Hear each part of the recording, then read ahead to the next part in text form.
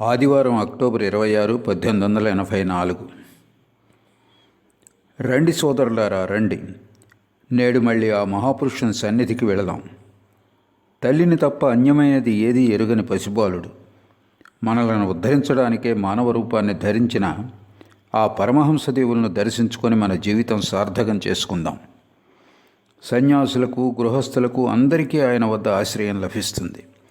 వారి వారి స్వభావానికి అనుగుణంగా పరమగమ్యాన్ని చేరుకునే మార్గం ఏమిటో ఆయన అందరికీ విశదపరుస్తారు.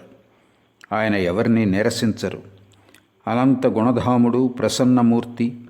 భగవన్నామం వినినంతనే ఆనందాశ్రువులు ధారలు కడతాయి. అట్టి మహాపురుషుడు దక్షిణేశ్వర కాళీ ఆలయంలో మన కోసం ఎదురు చూస్తున్నారు. అహేతుక కృపాసింధువు, అహర్నిశలు భగవత్ ప్రేమోన్మత్తుడు. అట్టి పరమానంద స్వరూపుడు పరమహంస శ్రీరామకృష్ణులను దర్శించుకొని ఆయన ఉపదేశ మకరందాన్ని గ్రోలి ధన్యులమవుదాం రండి. నేడు ఆదివారం అక్టోబర్ 26, 1884. హేమంత ఋతువు, మధ్యాహ్న సమయం. శ్రీరామకృష్ణ తమ గదిలో భక్తులతో పాటు ఆసీనులై ఉన్నారు. గదికి పశ్చిమంగా అర్ధచంద్రాకార వసారా ఉంది. వసారాకు పశ్చిమంగా తోటబాట ఉంది. బాటకు పశ్చిమాన భవతారిణి కాళీమాత కోసం పువ్వుల తోట ఉంది. దానికి ఆవల పాపనాశిని, సర్వకల్మషహారిణి అయిన పవిత్ర భాగీరథి దక్షిణ దిశగా ప్రవహిస్తోంది. నేడు భక్తులనేకులు వచ్చారు. ఇవాళ ఆనందపు సంత తెరిచినట్లుంది. ఆనందమయ మూర్తి శ్రీరామకృష్ణ భగవత్ప్రేమ భక్తుల వదనాల్లో ప్రతిబింబిస్తోంది. అంతేకాదు, బయట ఉన్న తోటలోనూ, చెట్ల ఆకుల్లోనూ, పలు రకాల పువ్వుల్లోనూ, విస్తృత గంగానదిలోనూ ఆ ఆనందం ప్రతిభాసిస్తోంది. మధువత్ పార్థివం రజః. నిజంగానే తోటలోని ధూళి కూడా మధుమయమే. గోప్యంగా కానీ లేకుంటే భక్తులతో కలిసి కానీ ఈ ధూళిని కొల్లగొట్టుకుపోవాలన్న ఇచ్చ కలుగుతోంది. ఈ తోటలో ఏదో ఒక మూల నిలబడి ఈ పవిత్ర జాహ్నవీ నదిని దర్శిస్తూనే కాలం గడపాలన్న సంకల్పం జనిస్తోంది. ఈ తోటలోని పత్ర పుష్ప శోభిత లతలను, మొక్కలను, వృక్షాలను ఆత్మీయులుగా భావించి సంభాషించాలని, వాటిని ఆలింగనం చేసుకోవాలని ఆకాంక్ష పుడుతోంది. ఈ ధూళి మీదనే కదా శ్రీరామకృష్ణులు నడుస్తారు. ఈ లతలు, వృక్షాల నడుమనే కదా ఆయన సదా సంచరిస్తూ ఉంటారు. ఆలయ పూజారి, ద్వారపాలకుడు, పరిచారకులు అందరూ పరమ ఆత్మీయులుగా తోస్తారు. ఇక్కడికి వచ్చినప్పుడు సుదీర్ఘకాలం తర్వాత జన్మభూమికి తిరిగి వచ్చిన భావన కలుగుతుంది. ఇక్కడ సర్వం ఆనందరసంలో తేలియాడుతున్నట్లు అనిపిస్తుంది. శ్రీరామకృష్ణ గదిలో మనోమోహన్, మహిమాచరణం మాలు కూర్చునున్నారు. క్రమంగా ఈశాన్, హజ్రాలు వచ్చారు. ఇంకా పలువురు భక్తులు కూడా అక్కడ ఉన్నారు. బలరాం, రాఖాల్ ఇంకా బృందావనంలోనే ఉన్నారు. ఇటీవల కొందరు కొత్తగా వస్తున్నారు. నారాయణ్, పల్టు, చిన్న నరేంద్రుడు, తేజచంద్ర, వినోద్, హరిపదుడు మొదలైనవారు.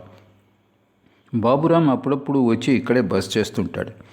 రామ్, సురేష్, కేదార్, దేవేంద్రాది భక్తులు 1-2 వారాలకు ఒకసారి వచ్చిపోతూ ఉంటారు. లాటు ఇక్కడే ఉంటున్నాడు. యోగిన్ అంటే కాలాంతరంలో స్వామి యోగానంద ఇల్లు సమీపంలోనే ఉంది. దాదాపు ప్రతిరోజు వస్తాడు.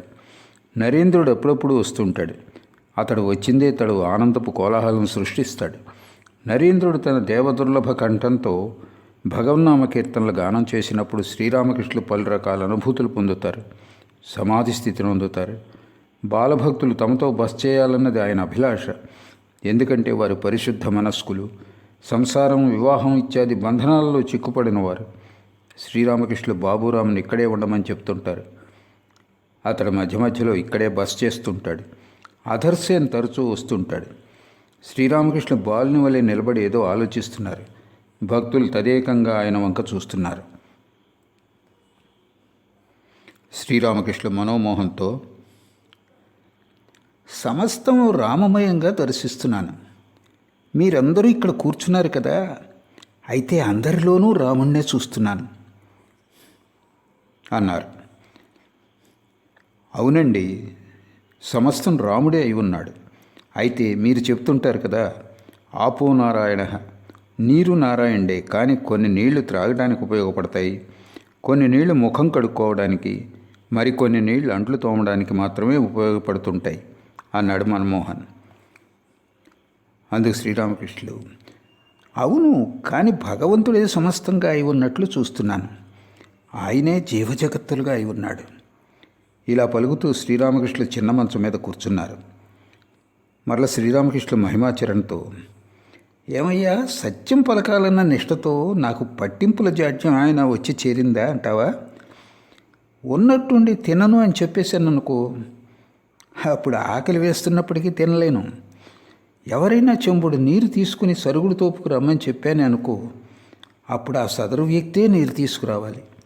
మరెవరన్నా తెస్తే దాన్ని వెనక్కి తీసుకువెళ్ళమని చెప్పవలసి వస్తుంది. ఇదేమిటయ్యా ఇలాగైంది? ఇందులో నుండి బయటపడే ఉపాయం లేదా? పైగా నాతో పాటు ఏమీ తీసుకువెళ్ళలేను.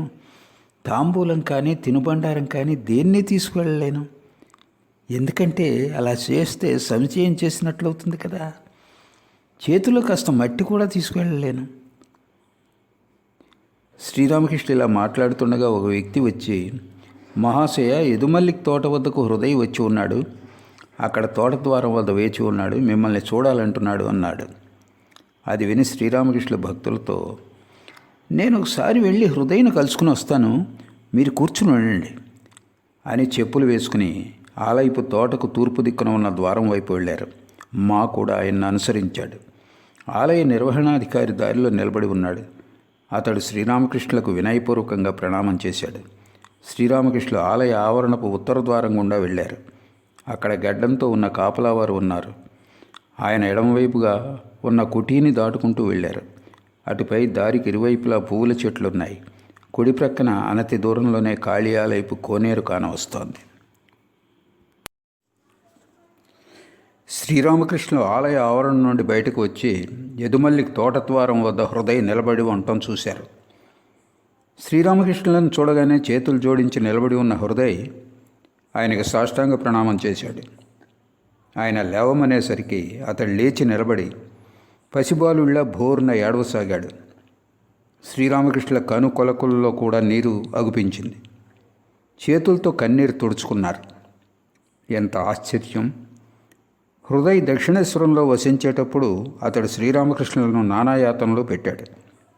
అటువంటి హృదయ్ కోసం ఆయన దాదాపుగా పరిగెత్తుకుంటూ వచ్చారు. విలపిస్తున్నారు కూడా. ఇక్కడికి ఎందుకు వచ్చావు అని అడిగారు శ్రీరామకృష్ణులు. హృదయ్ ఏడుస్తూ, నిన్ను చూడటానికి వచ్చాను. నా దుఃఖాలను నీకు కాకపోతే మరెవరికి చెప్పుకోను అన్నాడు. శ్రీరామకృష్ణులు నవ్వి ఓదార్పుగా ఇలా అన్నారు, సంసారంలో ఇటువంటి దుఃఖాలు ఉండనే ఉంటాయి.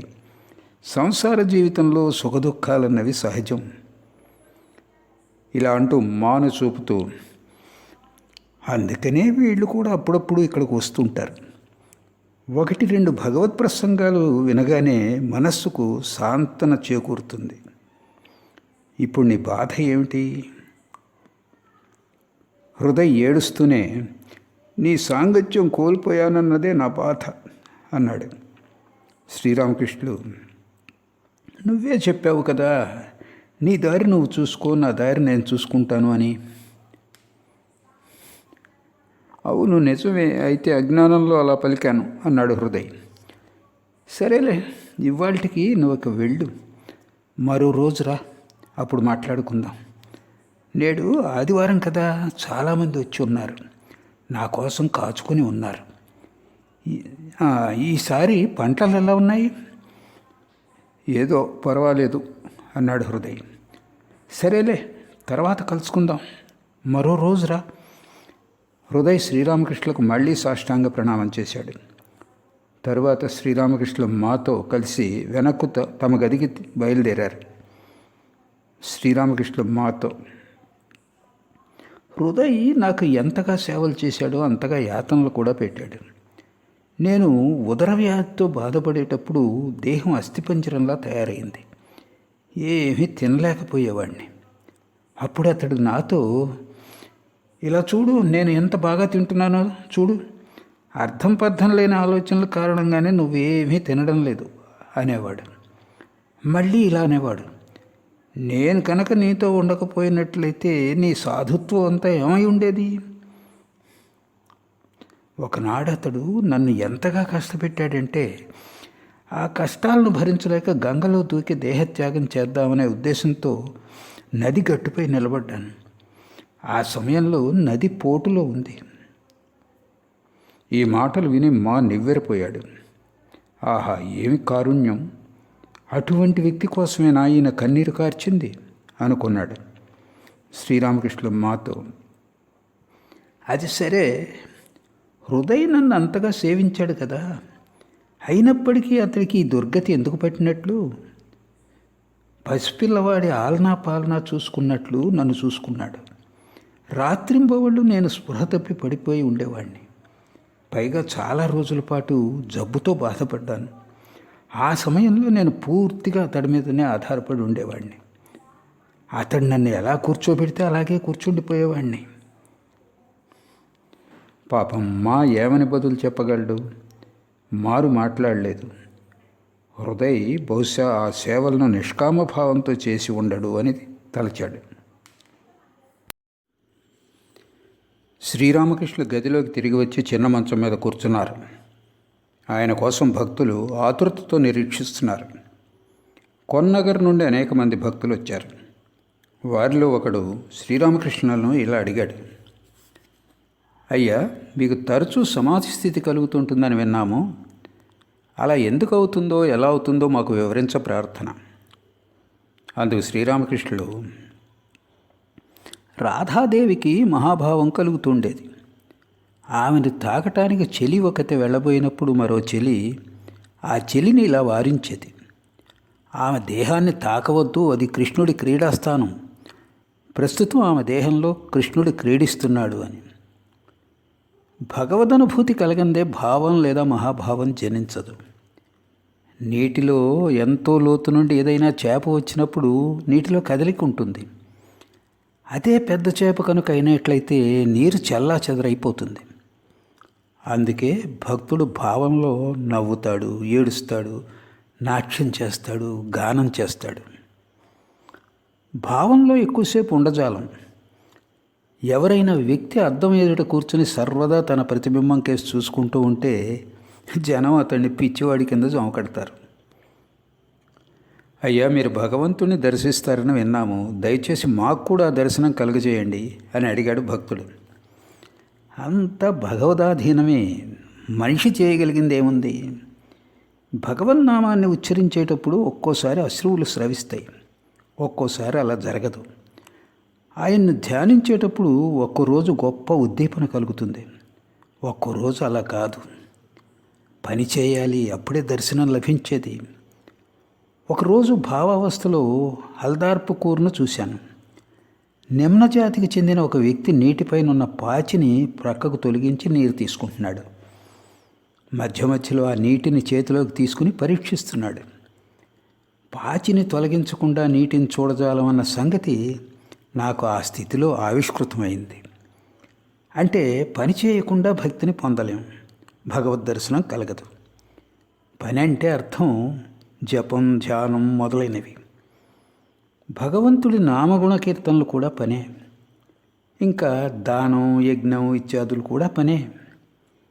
వెన్న కావాలంటే ముందుగా పాలను తోడు పెట్టాలి, తరువాత దాన్ని కదపకుండా ఉంచాలి. పెరుగు తోడుకున్న పిదప శ్రమ కోర్చి చిలకాలి, అప్పుడే నీకు వెన్న లభించేది. అవునండి, పని చేయవలసిందే, లేకుంటే ఎలా? ఎంతగానో పరిశ్రమింపవలసి ఉంటుంది, అప్పుడే కదా ఫలితం దక్కేది. చదవటానికి ఎంత ఉందని శాస్త్రాలకు అంతులేదు అన్నాడు మహిమాచరణ్. శ్రీరామకృష్ణులు మహిమాచరణ్తో, నువ్వు శాస్త్రాలు ఎన్నని చదవగలవు? కేవలం విచారణతో ప్రయోజనం ఏమిటి? ముందుగా భగవంతుణ్ణి సాక్షాత్కరించుకోవడానికి ప్రయత్నం చేయి. గురువాక్యం పట్ల విశ్వాసం ఉంచి ఏదైనా పని చేయి. గురువు లేని పక్షంలో వ్యాకుల మనస్కులవై భగవంతుణ్ణి ప్రార్థించు. ఆయన ఎలా ఉంటాడో ఆయనే తెలియపరుస్తాడు. పుస్తకాలు చదవటం ద్వారా భగవంతుని గురించి ఏం తెలుసుకోగలవు? సంత చేరుకోనంత వరకు దూరం నుండి మనం ఆ కోలాహలాన్ని కేవలం అస్పష్టంగా మాత్రమే వినగలుగుతాం. అయితే సంతలోకి వెళ్ళాక ఆ సంగతే వేరు. అప్పుడంతా స్పష్టంగా చూడవచ్చు, స్పష్టంగా వినవచ్చు. బంగాళదుంపలు తీసుకో, నగదివ్వు వంటి కేకలు వినవచ్చు. దూరం నుండి నువ్వు సముద్రపు హోరును మాత్రమే వినగలవు. దానికి సమీపంగా వెళ్ళే కొద్దీ ఓడలు పయనిస్తూ ఉంటాం, పక్షులు ఎగురుతూ ఉంటాం, అలలు ఉవ్వెత్తున లేస్తూ ఉంటాం, అంతా చూడవచ్చు. పుస్తక పఠనం ద్వారా యథార్థ భగవద్ అనుభూతిని పొందజాలం. ఆ అనుభూతికి పుస్తక పరిజ్ఞానానికి ఎంతో వ్యత్యాసం ఉంది. భగవద్ దర్శనం తర్వాత పుస్తకాలు, శాస్త్రాలు, సైన్సు అన్నీ గడ్డిపోచల్లా తోస్తాయి. కావలసింది ఇంటి యజమానితో పరిచయం. ఆయనకి ఎన్ని ఇళ్ళు, ఎన్ని తోటలు, ఎన్ని రొక్క పత్రాలు ఉన్నాయో ముందుగానే తెలుసుకోవడానికి అంతగా ఆతురత చూపటం ఎందుకు? ఇంటి నౌకర్ల వద్దకు వెళితే వారు అక్కడ నిలబడ్డానికి కూడా అనుమతించరు. ఇక రొక్క పత్రాల గురించి ఏం చెప్తారు? అందుకే ఏదో విధంగా ఇంటి యజమాన్ని పరిచయం చేసుకోవాలి. అది నౌకర్లతో గెంటి వేయబడైనా సరే, లేకుంటే ప్రహరీకి వాడు దూకైనా సరే. అప్పుడు తనకు ఎన్ని ఇళ్ళు ఉన్నాయో, ఎన్ని తోటలు ఉన్నాయో, ఎన్ని రొక్క పత్రాలు ఉన్నాయో స్వయంగా యజమానే తెలుపుతాడు. పైగా ఆయనతో పరిచయం ఏర్పడితే నౌకర్లు, ద్వారపాలకులు అందరూ సలాం చేస్తారు. అందరూ నవ్వారు. మరి ఇంటి యజమానితో పరిచయం కలిగించుకోవటం ఎలా అన్నదే ప్రశ్న అన్నాడు భక్తుడు. పని అవసరం అని నేను చెప్తోంది అందుకే. భగవంతుడు ఉన్నాడు అని పలికి ఊరికే కూర్చునుంటే ఒరిగేదేమీ ఉండదు. ఏదో విధంగా ఆయన వద్దకు వెళ్ళాలి. ఏకాంతంలో ఆయన్ని పిలువు, ప్రార్థించు. ఓ ప్రభు, దర్శనమివ్వు, దర్శనమివ్వు అంటూ వ్యాకుల చిత్తంతో విలపించు. కామినీ కాంచనాల కోసం పిచ్చివాళ్ళలో తిరుగాడతావు. మరి అటువంటిప్పుడు భగవంతుడి కోసం ఒకంత పిచ్చివాడివవు. ఫలానా వ్యక్తి భగవంతుడి కోసం పిచ్చివాడైపోయాడు అని జనం చెప్పుకోనివ్వు. కొన్ని రోజులు సర్వం త్యజించి ఏకాంతంలో ఆయన్ని ప్రార్థించు. ఊరికే భగవంతుడున్నాడు అంటూ కూర్చోవటం వల్ల ఏం సాధించగలవు? హల్దార్పుకూరులో పెద్ద పెద్ద చేపలు ఉంటాయి. చెరువు ఒడ్డున ఊరికే కూర్చుని ఉంటే చేపలు దక్కుతాయో ఏమిటి? వాటిని పట్టుకోవడానికి మసాలా పూసిన ఎర్రను తయారు చేసి దాన్ని చెరువులోకి వేయాలి. అప్పుడు మెల్లమెల్లగా చేపలు అగాధాల నుండి వస్తాయి. నీటిలో కదలిక కానవస్తుంది. దానితో ఆనందం జనిస్తుంది. బహుశా ఏదైనా చేప ఒకటి శబ్దం చేస్తూ ఎగిరి దూకుతుంది. అది అలా అస్పష్టంగా కనిపించగానే నీకు మరింత సంతోషం కలుగుతుంది. పాలను పెరుగుగా తోడిపెట్టి పిదప పెరుగును చిలికినప్పుడే కదా వెన్న లభ్యమయ్యేది. ఇలా అంటూ మహిమాచరణతో, ఈ వ్యవహారం ఏదో బాగానే ఉందే, ఎవరో వచ్చి భగవంతుణ్ణి చూపించాలి, అయితే తాను మాత్రం ఊరికనే కూర్చుని ఉండాలి, వెన్న తీసి నోటి ముందు ఉంచాలి. వ్యవహారం బాగానే ఉంది. చేపను పట్టి చేతికి అందించాలట. ఒక వ్యక్తి రాజును దర్శించాలనుకున్నాడు. రాజు సప్తద్వారాలకు ఆవలో ఉన్న అంతఃపురంలో వసిస్తున్నాడు. ప్రథమ ద్వారం దాటగానే ఆ వ్యక్తి రాజుగారు ఎక్కడున్నారు అని అడుగుతాడు. అయితే అక్కడ ఉన్నవి మొత్తం 7 ద్వారాలు.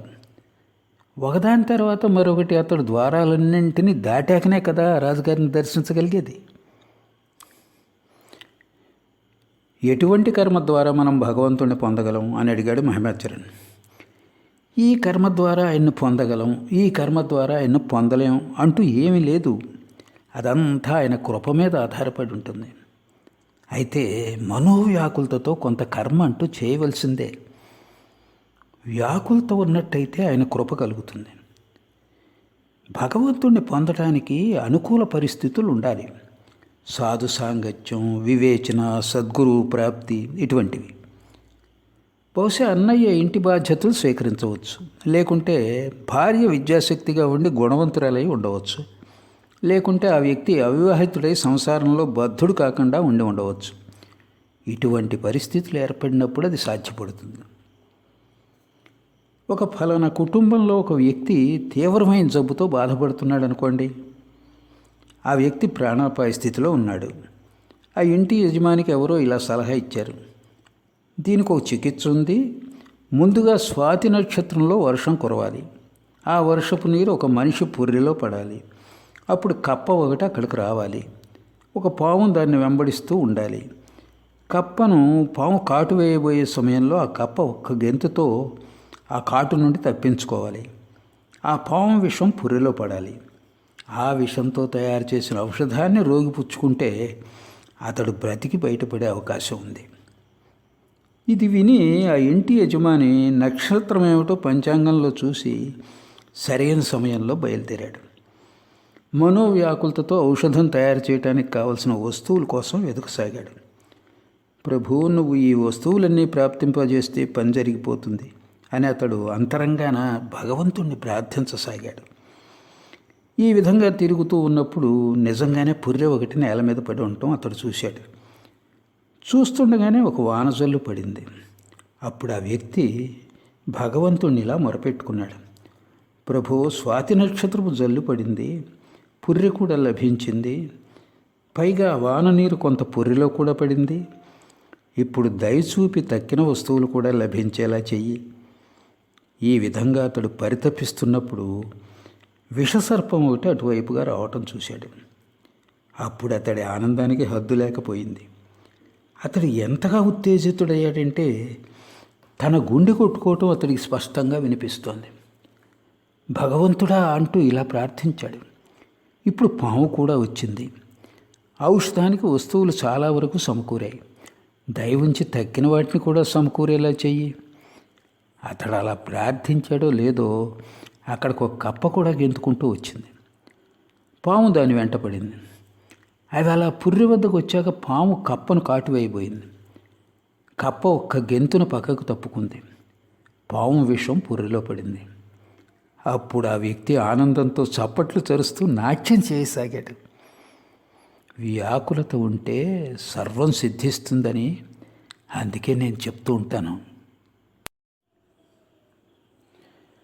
వివిధ భక్తులతో శ్రీరామకృష్ణులు. మానసికంగా సంపూర్ణ త్యాగం చేయనిదే భగవత్ సాక్షాత్కారం లభించదు. సాధువు సంచయం చేయలేడు. పక్షులు పకీర్లు రేపటి కోసం సంచయం చేయరు.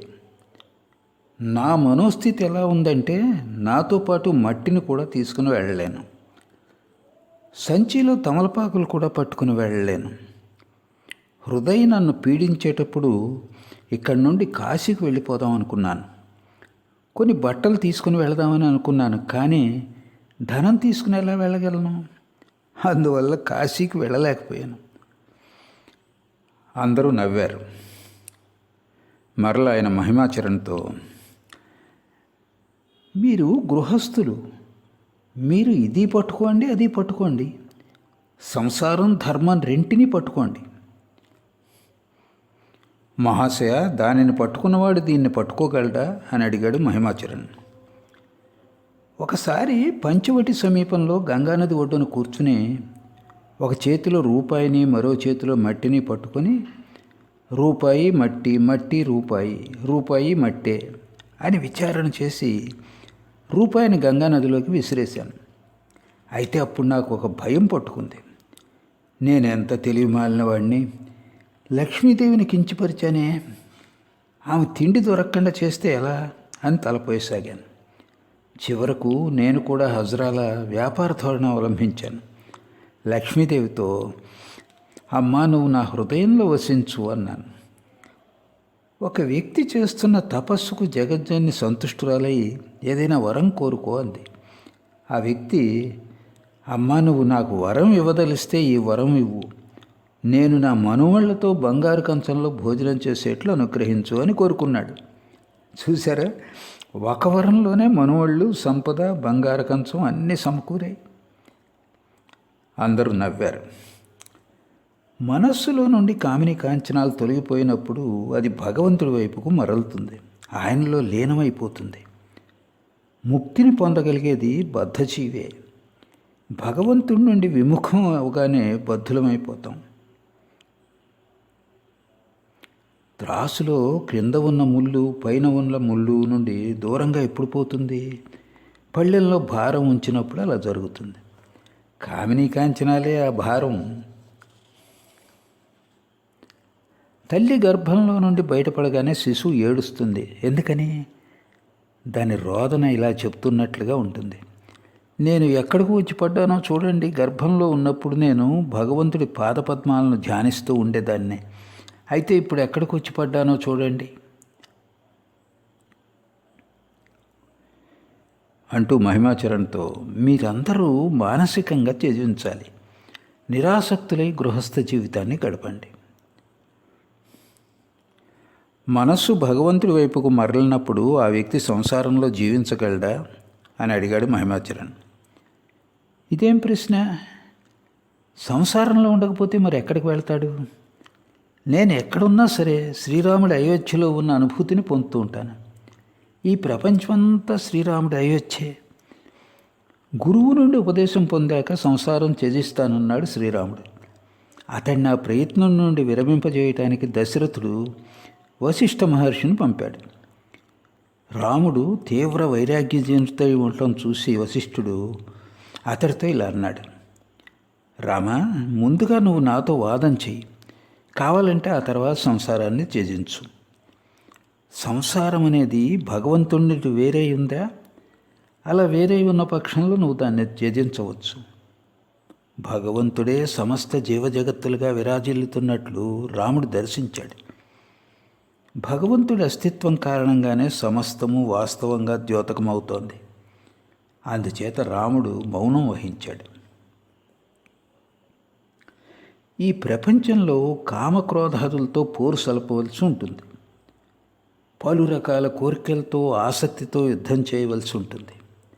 కోటలోనే ఉంటూ అంటే ఇంట్లోనే ఉంటూ యుద్ధం చేయటం అనుకూలం. ఇంట్లో తినటానికి తిండి దొరుకుతుంది, ధర్మపత్ని పలు విధాలుగా సహాయం చేస్తుంది. కలియుగంలో జీవులు అన్నగత ప్రాణులు. అన్నం కోసం 7 ఇళ్ల తలుపులను తట్టడం కంటే ఒకే చోట ఉండి పుచ్చుకోవటం మేలు. ఇంట్లో జీవించడం కోటలో ఉండి యుద్ధం చేయటం లాంటిది. తుఫాను గాలికి ఎగురుతూ ఉన్న ఎంగిలి విస్తరాకులా సంసారంలో వసించు. తుఫాను గాలికి ఆ ఆకు ఒక్కోసారి ఇంటి లోపలికి పోతుంది, మరోసారి చెత్త కుప్పపై పడుతుంది. గాలి ఎటువైపు వీస్తే ఆకు కూడా అటువైపే కొట్టుకొని పోతుంది. ఒక్కోసారి మంచి చోటుకు, ఒక్కోసారి అపరిశుభ్రమైన చోటుకు పోతుంది. భగవంతుడు ప్రస్తుతం నిన్ను సంసారంలో ఉంచాడు, అది మంచిదే. ఇప్పుడు నువ్వు అదే చోటు ఉండు. తర్వాత నిన్ను ఆ చోటు నుండి లేవదీసి అంతకంటే మంచి ప్రదేశంలో నిలిపినప్పుడు ఏం జరగాలో అది జరుగుతుంది. భగవంతుడు నిన్ను సంసారంలో నిలిపాడు, అందుకు నువ్వేం చేయగలవు? సమస్తం ఆయనకు సమర్పించు. ఆయనకు ఆత్మసమర్పణం చేసుకో. అటుపైన మరే చింత ఉండదు. అప్పుడంతా ఆయనే చేస్తున్నట్లుగా తెలుసుకోగలవు. సర్వం రాముడి ఇచ్ఛ మీదనే ఆధారపడి ఉంటుంది. అయ్యా, రాముడి ఇచ్ఛ గురించిన కథ చెప్తారా అని అడిగాడు ఒక భక్తుడు. ఒక ఫలానా గ్రామంలో ఒక సాలివాడు ఉండేవాడు. అతడు ధర్మపరాయణుడు. గ్రామస్తులకు అతడంటే ఎంతో ఇష్టం. అతడిపై ఎంతో నమ్మకం ఉంది. తాను నేసిన వస్త్రాలను అతడు సంతలో విక్రయించేవాడు. వస్త్రం ధర ఎంత అని కొనుగోలుదారులు అడిగినప్పుడు అతడు ఇలా పలికేవాడు. రాముడి ఇచ్ఛ మేరకు నూలు ధర 1 రూపాయి, రాముడి ఇచ్ఛ మేరకు వస్త్రం వేసినందుకు కూలి 4 అణాలు, రాముడి ఇచ్ఛ మేరకు లాభం 2 అణాలు, రాముడి ఇచ్ఛ మేరకు వస్త్రం ధర ₹6 అణాలు. జనానికి అతడి మీద ఎంతటి విశ్వాసం ఉందంటే వారు తక్షణమే డబ్బు ఇచ్చేసి వస్త్రం కొనుక్కునేవాళ్ళు. అతడు పరమభక్తుడు. రాత్రి భోజనం ముగించి చాలాసేపటి వరకు ఆలయ మండపంలో కూర్చుని భగవచ్చింతన చేసేవాడు. ఆయన నామగుణ కీర్తనలు చేసేవాడు. ఒకరోజు రాత్రి చాలా పొద్దుపోయింది. అతడికి నిద్ర పట్టలేదు. మధ్య మధ్యలో పొగ త్రాగుతున్నాడు. అదే సమయంలో ఆ దారి గుండా బందిపోట్ల గుంపు ఒకటి దొంగతనం చేయటానికి వెళుతోంది. వారికి తమ సామాగ్రి మోయటానికి ఒక వ్యక్తి అవసరమైనందున ఆ సాలివాడిని మాతో పాటు రా అని పిలిచి చేయి పట్టుకుని తీసుకుపోయారు. పిదప ఒక ఇంటిని కొల్లగొట్టారు. అనేక వస్తువులను సాలివాడి నెత్తికెక్కించి అతడితో మోయించసాగారు. అప్పుడు పోలీసులు అక్కడికి రావటం జరిగింది.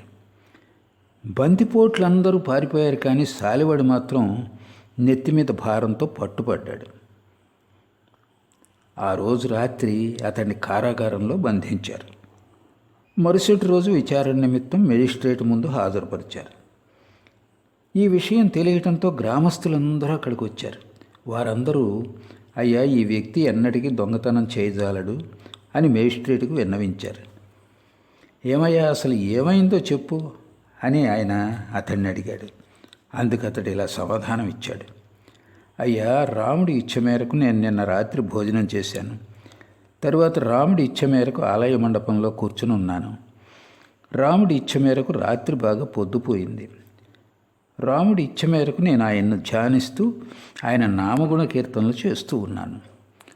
అదే సమయంలో రాముడి ఇచ్చ మేరకు బందిపోట్ల గుంపు ఒకటి ఆ దారిలో వెళుతోంది. రాముడి ఇచ్చ మేరకు వాళ్ళు నన్ను కూడా లాక్కుని వెళ్ళారు. రాముడి ఇచ్చతో వాళ్ళు ఒక ఇంట్లో దొంగతనం చేశారు. రాముడి ఇచ్చ మేరకు పోలీసులు అక్కడికి వచ్చారు. రాముడి ఇచ్చ వల్ల నేను పట్టుబడ్డాను. అప్పుడు రాముడి ఇచ్చ మేరకు పోలీసులు నన్ను కారాగారంలో పెట్టారు. ఈరోజు ఉదయం రాముడి ఇచ్చ కారణంగా వాళ్ళు నన్ను మీ ఎదుట హాజరుపరిచారు. సాలెవాడు ధర్మపరాయణుడని గ్రహించి మేజిస్ట్రేట్ అతన్ని విడుదల చేశాడు. ఇంటికి వెళుతూ సాలెవాడు తన మిత్రులతో, రాముడి ఇచ్చ మేరకు నన్ను విడుదల చేశారు అన్నాడు. సంసారంలో ఉండటం, సన్యాసం పుచ్చుకోవటం అంతా రాముడి ఇచ్చే. అందుకే భారం అంతా ఆయనకే వదిలిపెట్టి సంసార బాధ్యతలు నిర్వర్తించు. లేకుంటే నువ్వు మరేం చేస్తావు? ఒకసారి ఒక గుమాస్తా చెరసాల పాలయ్యాడు. శిక్ష పూర్తయ్యాక అతడిని విడుదల చేశారు. మరి అతడు ఇప్పుడు గెంతులు వేస్తూ నాట్యం చేస్తాడా ఏమిటి? లేకుంటే తన గుమాస్తగిరినే కొనసాగిస్తాడా? సంసారి జీవన్ముక్తుడైనట్లయితే అతడు సునాయాసంగా సంసారంలో జీవించగలడు. జ్ఞానప్రాప్తి పొందిన వ్యక్తికి ఇక్కడ అక్కడ అంటూ తేడా ఉండదు. అతడికి అంతా సమానమే. మనసులో అక్కడ అన్న భావన ఉన్న వ్యక్తికి ఇక్కడ అన్న భావన కూడా ఉంటుంది. కేశవ్ సేన్ను నేను మొట్టమొదటిసారి ఉద్యాన గృహంలో చూసినప్పుడు ఇతడి తోక ఊడిపోయింది అన్నాను. అది విని అక్కడ ఉన్న వారందరూ నవ్వారు. అప్పుడు కేశవ్ వారితో ఇలా అన్నాడు, మీరు అలా నవ్వవద్దు, ఈయన అలా చెప్పడంలో ఏదో అంతరార్థం ఉంది. అదేమిటో ఈయన్నే అడుగుదాం. తరువాత నేను కేశవ్తో ఇలా అన్నాను, తోక రాలనంత వరకు కప్ప నీటిలోనే వసించవలసి ఉంటుంది. గట్టు ఎక్కి అది భూమి మీద చరించలేదు. తోక ఊడిపోగానే అది ఒడ్డు మీద గెంతుతుంది. అప్పుడు అది నీటిలోనూ ఉండగలదు, భూమి మీద వసించగలదు. అదేవిధంగా మనిషికి అవిద్య అనే తోక ఊడిపోనంత వరకు అతడు సంసారం అనే నీటిలోనే పడి ఉంటాడు. అవిద్య అనే తోక ఊడిపోయినప్పుడు, అంటే జ్ఞానోదయం అయినప్పుడు, అతడు ముక్తజీవిగా చరించవచ్చు. లేక కావాలనుకుంటే గృహస్థుడిగా కూడా జీవించవచ్చు. మహిమాచరణ్ తదితర భక్తులు శ్రీరామకృష్ణుల అమృతవచనాలను భక్తి ప్రపత్తులతో వింటున్నారు. ఆయన ముఖత జాలువారే రత్నాలను అందరూ తమ తమ సామర్థ్యం మేరకు మూటగట్టుకుంటున్నారు. జోలే మోయలేనంతగా నిండిపోయింది. ఆధారం చిన్నదైనప్పుడు ఉపదేశాలను ఎక్కువగా ధారణ చేసుకోలేం. సృష్టి ప్రారంభం నుండి నేటి వరకు మానవ హృదయాల్లో తలెత్తిన సమస్యలన్నీ పరిష్కృతాలవుతున్నాయి. పద్మలోచన్, నారాయణ శాస్త్రి, గౌరీ పండితుడు, దయానంద సరస్వతి మొదలైన శాస్త్ర పారంగతులు, పండిత శ్రేష్ఠులు ఆశ్చర్యచకితులవుతున్నారు. శ్రీరామకృష్ణులను, ఆయన సమాధి స్థితులను దర్శించినప్పుడు దయానందుడు ఆయన్ని ఇలా ప్రశంసించాడు. మేమందరం వేదాంతాలను కేవలం అధ్యయనం చేశాం. అయితే ఈ మహాపురుషుల్లో వాటి ఫలాన్ని చూస్తున్నాం. ఈయన్ను చూశాక పండితులు శాస్త్రాలను మధించి కేవలం మజ్జిగను మాత్రమే తాగుతారని తెలుస్తోంది.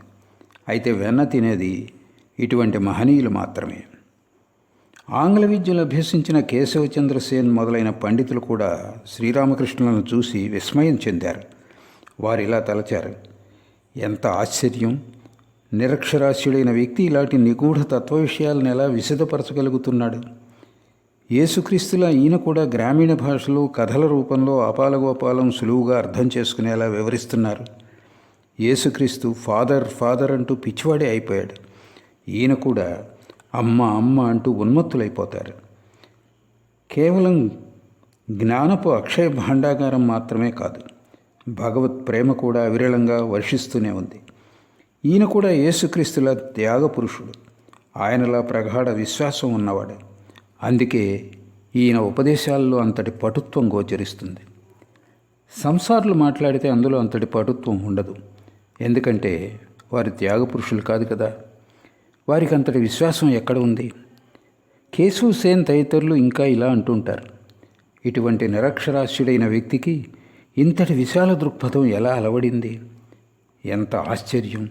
ఎలాంటి వైషమ్య భావాలు లేవు. సర్వమతావలంబులను ఆదరిస్తారు. ఎవరితోనూ ఎలాంటి కలహం లేదు. నేడు మహిమాచరణతో శ్రీరామకృష్ణుల సంభాషణ విని ఒక భక్తుడు ఇలా తలపోస్తున్నాడు. శ్రీరామకృష్ణులు సంసారం త్యజించమని చెప్పడం లేదు. పైగా ఇల్లు కోటలాంటిదని చెప్తున్నారు. ఈ కోటలో వసిస్తూ కామక్రోధాది శత్రువులతో యుద్ధం చేయటంలో సానుకూలత ఉంది. ఇంకా ఇలా అంటున్నారు, సంసారంలో ఉండని పక్షంలో మరి ఎక్కడికి వెళ్ళగలవు? గుమాస్తా చెరసాల నుండి విడుదలయ్యాక మళ్ళీ గుమాస్తా పనే కదా చేస్తాడు. అంటే జీవన్ముక్తుడు సంసారంలో కూడా వసించగలడని చూచాయిగా చెప్పారు. అందుకు ఆదర్శం కేశవ్ సేన్, నీ తోక ఊడిపోయింది, ఇక్కడ ఉన్నవారిలో మరెవ్వరికీ అలా కాలేదు అని ఒకమారు కేశవ్తో చెప్పి ఉన్నారు. అయితే ఒక్క విషయం మాత్రం శ్రీరామకృష్ణులు నొక్కి చెప్పారు. అప్పుడప్పుడు ఏకాంతవాసం చేస్తుండాలి. చెట్టు చిన్న మొక్కగా ఉన్నప్పుడు దానికి కంచె వేయవలసి ఉంటుంది. లేకుంటే గొడ్డు గోద దాన్ని మేస్తాయి. ఆ మొక్క చెట్టుగా ఎదిగి దాని బోధి దృఢమయ్యాక కంచె ఉన్నా లేకున్నా ఒకటే.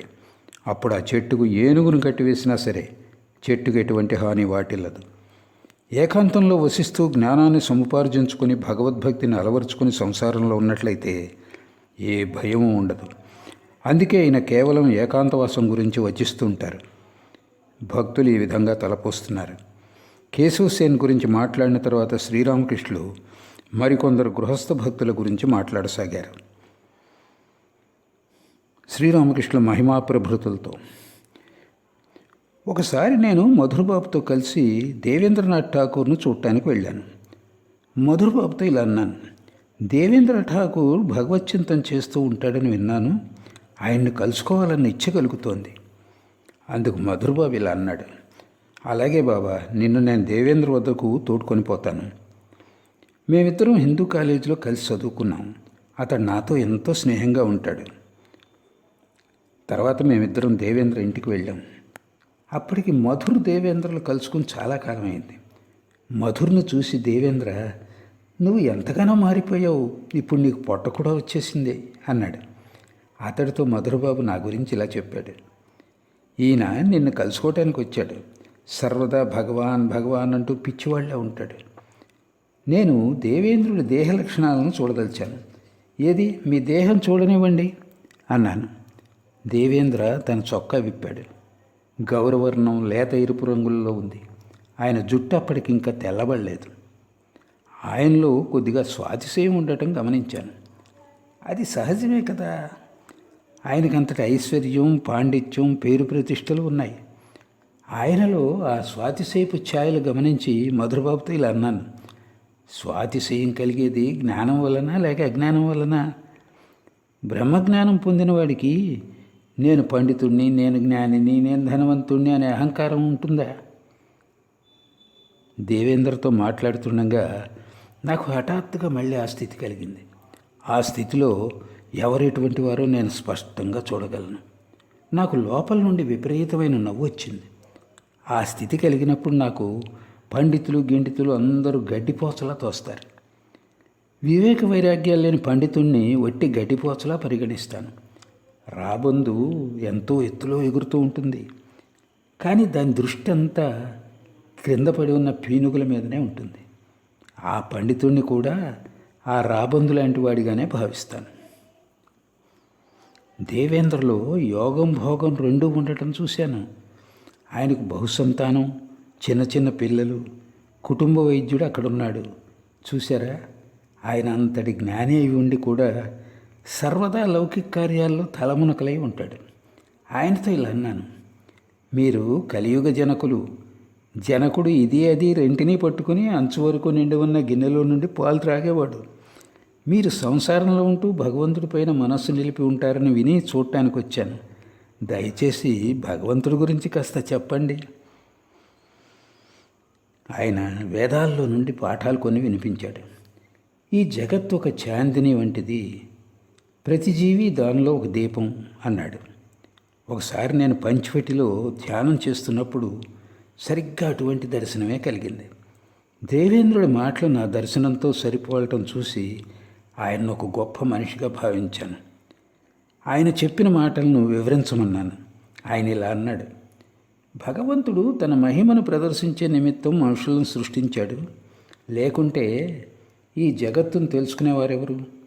చాందినిలోని దీపాల ప్రకాశం లేకుంటే సమస్తం అంధకారంగానే ఉండిపోయేది. చివరకు చాందిని కూడా కనిపించేది కాదు. ఆ విధంగా మేము అనేక విషయాలు మాట్లాడుకున్నాం. తర్వాత దేవేంద్ర సంతోషంతో మీరు మా బ్రహ్మసమాజ ఉత్సవానికి రావాలి అన్నాడు.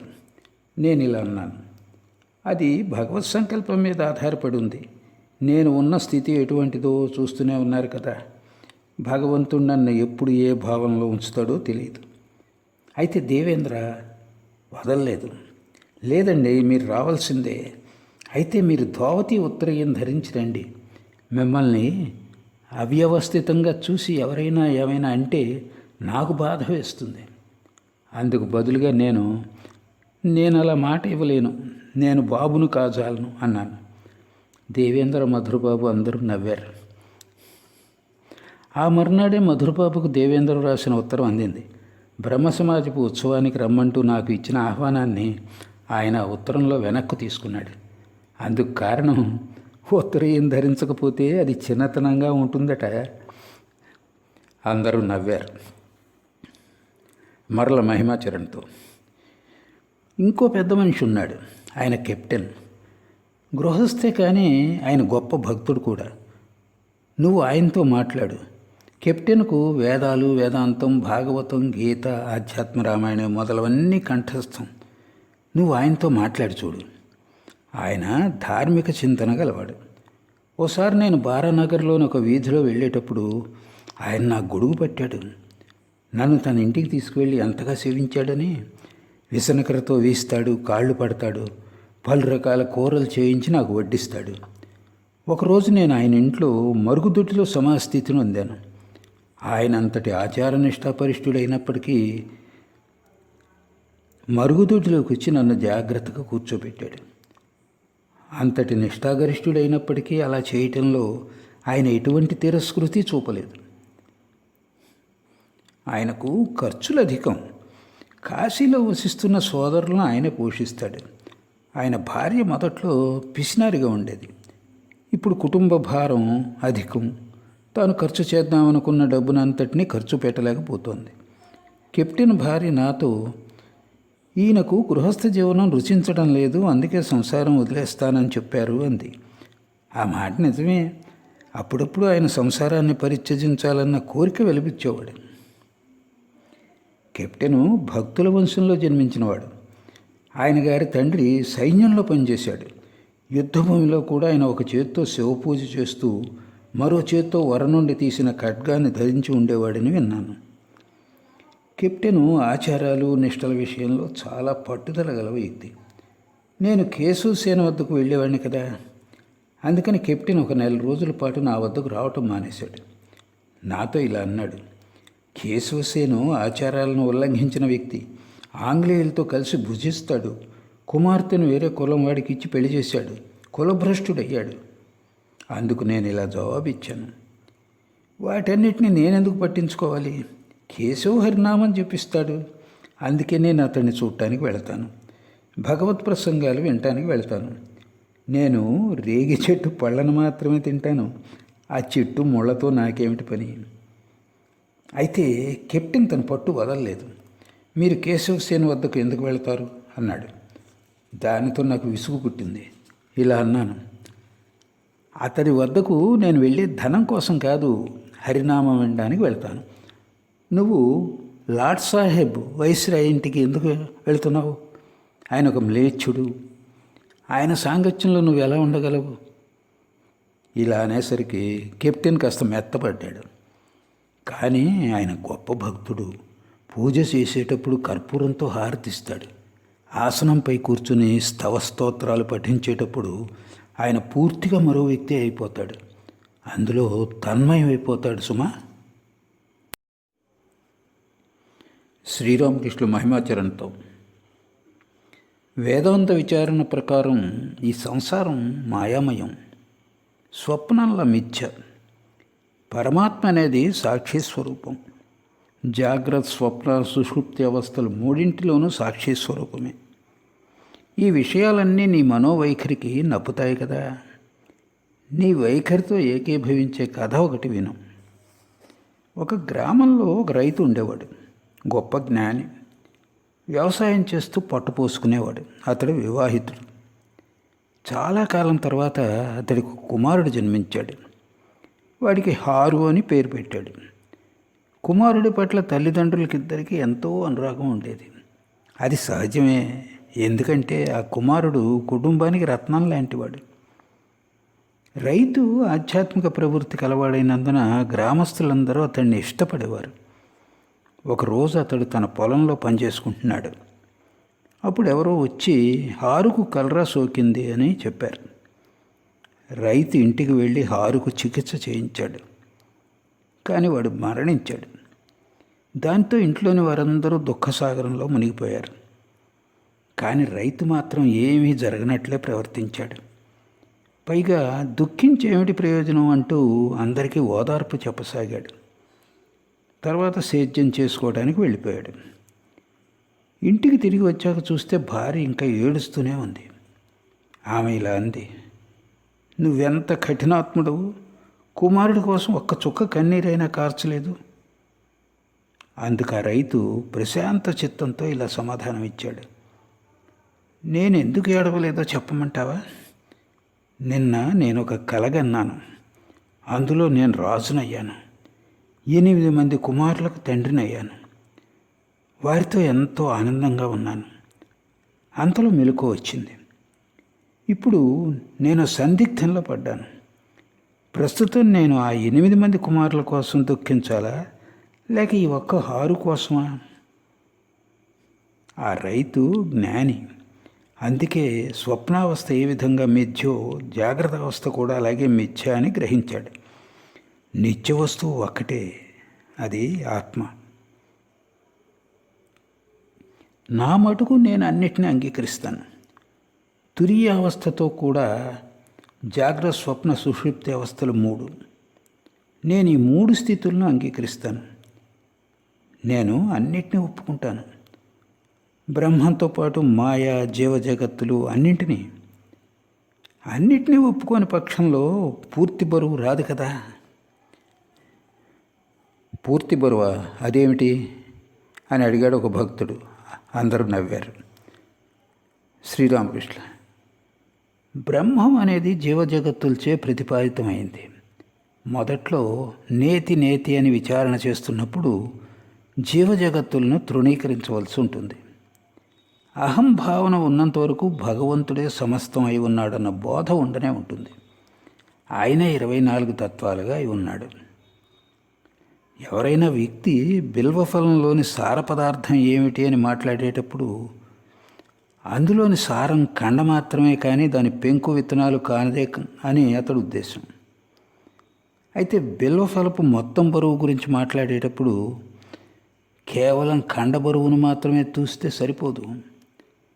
అతడు విత్తనాలు, పెంకు, కండ సమస్తం అంగీకరించాలి.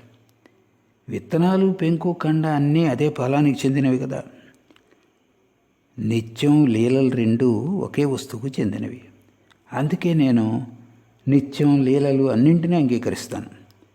మాయ అంటూ ప్రపంచాన్ని కొట్టిపడేయను. అలా చేసినట్లయితే బరువు తక్కువైపోతుంది. ఇది చక్కటి మేళనం. నిత్యం నుండి లీలకు, మళ్ళీ లీల నుండి నిత్యానికి అన్నాడు మహిమాచరణ్. జ్ఞానులు అంతా స్వప్నంగానే కాంచుతారు. అయితే భక్తులు అన్ని అవస్థలను అంగీకరిస్తారు. జ్ఞానుల నుంచి పాలు కేవలం బొట్లుగానే స్రవిస్తాయి. అందరూ నవ్వారు. కొన్ని ఆవులు గ్రాసాన్ని ఎంచుకొని మరీ మేస్తాయి. అందుకే అవి బొట్లుగా పాలనిస్తాయి.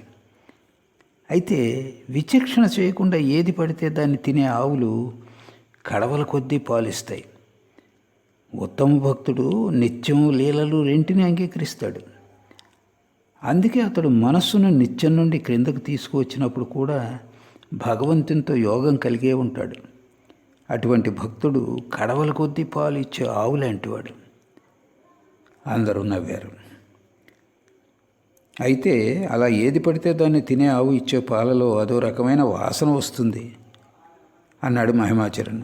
అందరూ నవ్వారు. అందుకు శ్రీరామకృష్ణులు నవ్వుతూ, ఆ మాట నిజమే, అందుకే ఆ పాలను కొద్దిగా వేడి చేయాలి, మంట పైన కొద్దిగా వేడి చేయాలి. పాలను జ్ఞానాగ్నిలో కొద్దిగా వేడి చేసినట్లయితే మరే వాసన ఉండదు అన్నారు. అందరూ నవ్వారు. మరలా ఆయన మహిమాచరణతో, ఓంకారాన్ని మీరు కేవలం అకారం, ఉకారం, మకారాలతో చెప్తారు. అకారం, ఉకారం, మకారం అంటే అర్థం సృష్టి, స్థితి, లయాలు అన్నాడు మహిమ. అందుకు శ్రీరామకృష్ణులు, నేను గంట యొక్క ఠమ్ అనే శబ్దపు ఉపమానాన్ని ఇస్తాను. ట అది లీలలో నుండి నిత్యంలో లయమవటం, స్థూల సూక్ష్మ కారణాలు మహాకారణంలో లయమవటం, జాగ్రత్త స్వప్న సుషుప్త్యావస్థల నుండి తురీయావస్థలో లయమవటం. గంట మ్రోగడం అనేది సముద్రంలో ఒక పెద్ద వస్తువు పడటం లాంటిది. అప్పుడు తరంగాలు ప్రారంభమవుతాయి. నిత్యం నుండి లీల ప్రారంభమవుతుంది. మహాకారణం నుండి స్థూల సూక్ష్మ కారణ శరీరాలు బయటకు వస్తాయి. అదే తురీయ అవస్థ నుండే జాగ్రత్త స్వప్న సుషుప్తి అవస్థలు బయలుదేరుతాయి. మళ్ళీ మహాసముద్రం నుండి ఉత్పన్నమైన తరంగాలు మహాసముద్రంలోనే లయమవుతాయి. నిత్యాన్ని పట్టుకుంటూ వెళితే లీల, మళ్ళీ లీలను పట్టుకుంటూ వెళితే నిత్యం. అందుకే నేను టమ్ అనే ఘంటానాదపు ఉపమానాన్ని ఇస్తాను. నేను వీటిని అన్నిటినీ స్పష్టంగా చూశాను. అంతం లేని చిత్సముద్రం నాకు దర్శనమిచ్చింది. అందులో నుండి ఈ లీల అంతా పైకి లేచింది, మళ్ళీ అందులోనే లయమైపోయింది. చిదాకాశంలో కోటి బ్రహ్మాండాలు ఉత్పన్నమవుతాయి, మళ్ళీ అందులోనే లయమైపోతాయి. ఇదంతా నాకు దర్శనం అయింది. పుస్తకాల్లో ఏం రాసిందో నాకు పెద్దగా తెలియదు. అటువంటి వాటిని దర్శించిన వారు శాస్త్రాలు రాయలేదు. వారు సర్వదా తమ భావంలోనే మునిగి ఉండేవారు. ఇక శాస్త్రాలు ఎప్పుడు రాస్తారు? వ్రాయడానికి కాస్త లెక్కలు కట్టే బుద్ధి అవసరం అవుతుంది. ఋషుల నుండి ఆ విషయాలు విని ఇతరులు ఆ పుస్తకాలు రాశారు అన్నాడు మహిమాచరణ్. శ్రీరామకృష్ణులు, కామినీ కాంచనాల పట్ల ఉన్న అనురక్తి తొలగిపోదు ఎందుకనే అని సంసారాలు అడుగుతుంటారు. భగవంతుణ్ణి ప్రాప్తించుకుంటే ఆ అనురక్తి తొలగిపోతుంది. ఒకసారి బ్రహ్మానందాన్ని గనక చవి చూసినట్లయితే ఇంద్రియ సుఖాలు అనుభవించాలనో లేక ధనం, పేరు, ప్రతిష్టల కోసమనో మనస్సు పరుగులు పెట్టదు. దీప పురుగు ఒకసారి వెలుగును చూస్తే అది మళ్ళీ చీకట్లోకి పోదు. రావణుడితో అతడి మిత్రులు కొందరిలా అన్నారు, నువ్వు సీత కోసం నీ మాయాజాలంతో నానా రూపాలు ధరించి వెళుతుంటావు, అయితే రాముడి రూపమే ధరించి సీత వద్దకు వెళ్ళవెందుకని? అందుకు రావణుడు ఇలా సమాధానం ఇచ్చాడు, తుచ్చం బ్రహ్మపదం పరవధూ సంగ కృత. నేను రామచింతన చేసినప్పుడు బ్రహ్మపదం కూడా తుచ్చమైపోతుంది. ఇక పరస్త్రీ విషయం వేరే చెప్పాలా? అటువంటి సామాన్య విషయం కోసం రాముడి రూపాన్ని ఎలా ధరించగలను? సాధన భజనల ఉద్దేశం ఒక్కటే, అది సంసారానురక్తిని తొలగించుకోవడం ఎలా అన్నదే. భగవచ్చింతన ఎంత అధికంగా చేస్తే ఆ మేరకు సామాన్య భోగ వస్తువుల పట్ల అనురక్తి ఉడిగిపోతుంది. ఆయన పాదపద్మాల పట్ల భక్తి ఎంతగా వృద్ధి చెందితే అంతగా విషయవాసనలు సన్నగిలుతాయి. దేహసుఖాల పట్ల దృష్టి అంతగా తగ్గిపోతుంది. అప్పుడు పరస్త్రీ తల్లిగా తోస్తుంది. భార్య ఆధ్యాత్మిక జీవితంలో తోడ్పాటునందించే సహచరిగా గోచరమవుతుంది. పశుభావాలు తొలగిపోతాయి, దైవీ భావాలు ఉత్పన్నమవుతాయి. అటువంటి వ్యక్తి సంసారం పట్ల పూర్తి అనాసక్తుడవుతాడు. అతడు సంసారంలో ఉన్నప్పటికీ జీవన్ముక్తుడై చరిస్తాడు. చైతన్యదేవుల శిష్యులు అనాసక్తులై సంసారంలో జీవించారు. ఇలా అంటూ శ్రీరామకృష్ణ మహిమాచరణతో, యథార్థ భక్తుడైన వాడికి నువ్వు వేలాది వేదాంతపు వాదనలు ఉదహరించవచ్చు, సర్వం స్వప్నవత్ అని వివరించనవచ్చు. అయితే అతడి భక్తిని మాత్రం కదల్చలేవు. అటు ఇటు తిరిగి మళ్ళీ భక్తిని ఆశ్రయిస్తాడు అతడు. ఒక బేతవనంలో ముసలం ఒకటి పడి ఉండేది. దానితోనే ముసలం కులనాశనం యదువంశం అంతా అంతరించిపోయింది. శివుడి అంశతో జన్మించిన వ్యక్తి జ్ఞాని అవుతాడు. అతడి మనస్సు సర్వదా బ్రహ్మ సత్యం జగన్మిథ్య అనే భావన వైపుకే మరలి ఉంటుంది. విష్ణు అంశతో జన్మిస్తే ప్రేమభక్తి కలుగుతుంది. ఆ ప్రేమభక్తి తొలగిపోయేది కాదు. జ్ఞాన విచారణల తర్వాత ఆ ప్రేమభక్తి కొద్దిగా తగ్గుముఖం పట్టవచ్చునేమో, కానీ అది మళ్ళీ 1000 రెట్లు పెంపొందుతుంది. ముసలం యదువంశాన్ని ధ్వంసం చేసి వేసింది కదా, అలాగన్నమాట. శ్రీరామకృష్ణుల గదికి తూర్పుగా ఉన్న వసారాలో హజ్రా కూర్చొని జపం చేసుకుంటున్నాడు. అతడి వయస్సు 46 లేక 47 సంవత్సరాలు. అతడి జన్మస్థలం కామార్పుకూరుకు దగ్గరలోనే. ఎంతో కాలం వైరాగ్యంతో ఉన్నాడు. ఇంటికి వెళ్లకుండా బయటనే తిరుగుతూ ఉంటాడు. ఎప్పుడో ఒకసారి ఇంటికి పోతాడు. ఇంటి వద్ద కాస్త పొలం ఉంది. దానితో భార్యాబిడ్డలకు జీవనం గడిచిపోతుంది. అయితే హజ్రాకు 1000 రూపాయలు అప్పు ఉంది. దాన్ని తీర్చడం ఎలా అన్న చింతతో అతడు అహర్నిశలు సతమతం అవుతూ ఉంటాడు. తరచూ కలకత్తాకు వెళ్ళి వస్తుంటాడు. అక్కడ ఠన్ఠనియాలో వసిస్తున్న ఈశాన్ చంద్ర ముఖోపాధ్యాయ హజ్రాను ఎంతగానో ఆదరిస్తాడు. సాధువును సేవించే రీతిలో అతన్ని సేవిస్తాడు. శ్రీరామకృష్ణులు కూడా సర్వదా హజ్రా యోగక్షేమాలను విచారిస్తూ ఉంటారు. అతడితో ఆధ్యాత్మిక ప్రసంగాలు చేస్తూ ఉంటారు. అతడి ధోవతి చిరిగిపోతే క్రొత్త ధోవతిని ఇప్పిస్తారు. అయితే అతడికి వాదనలంటే ఎంతో ఆసక్తి. ఒక్కోసారి ఆ వాదనల ప్రవాహంలో కొట్టుకుపోతాడు. వసారాలో ఆసనం వేసి కూర్చుంటాడు. సదా సర్వవేళలా జపమాలు చేతపుచ్చుకొని జపం చేస్తూ ఉంటాడు. హజ్రా తల్లికి అనారోగ్యంగా ఉందన్న వార్త వచ్చింది. రామ్లాల్ స్వగ్రామం నుండి తిరిగి వచ్చేటప్పుడు హజ్రా తల్లి రామ్లాల్ చేతులు పుచ్చుకొని ఇలా బ్రతిమాలుకుంది. నాయనా రామ్లాల్, మీ బాబాయ్తో నా అభ్యర్థన తెలియచేయి. ఏదో విధంగా నచ్చచెప్పి ప్రతాప్ను ఇక్కడికి పంపమని చెప్పు. అతడిని ఒకసారి చూడాలనుంది. శ్రీరామకృష్ణులు హజ్రాకు అదే విషయం చెప్పారు. ఒకసారి ఇంటికి వెళ్ళి మీ అమ్మగారిని చూసిరా. ఆమె రామ్లాల్తో పరిపరి విధాలా చెప్పి పంపింది. అమ్మకు కష్టం కలిగిస్తే భగవచ్చింతన సాధ్యమయ్యేనా? ఒకసారి వెళ్ళిరా అన్నారు. భక్తులు వెళ్ళిపోయాక మహిమాచరణ్ శ్రీరామకృష్ణుల వద్దకు హజ్రాను తీసుకువచ్చాడు. మా కూడా అక్కడే ఉన్నాడు. మహిమాచరణ్ నవ్వుతూ శ్రీరామకృష్ణులతో ఇలా అన్నాడు. అయ్యా, మీతో ఒక విషయం మాట్లాడాలి.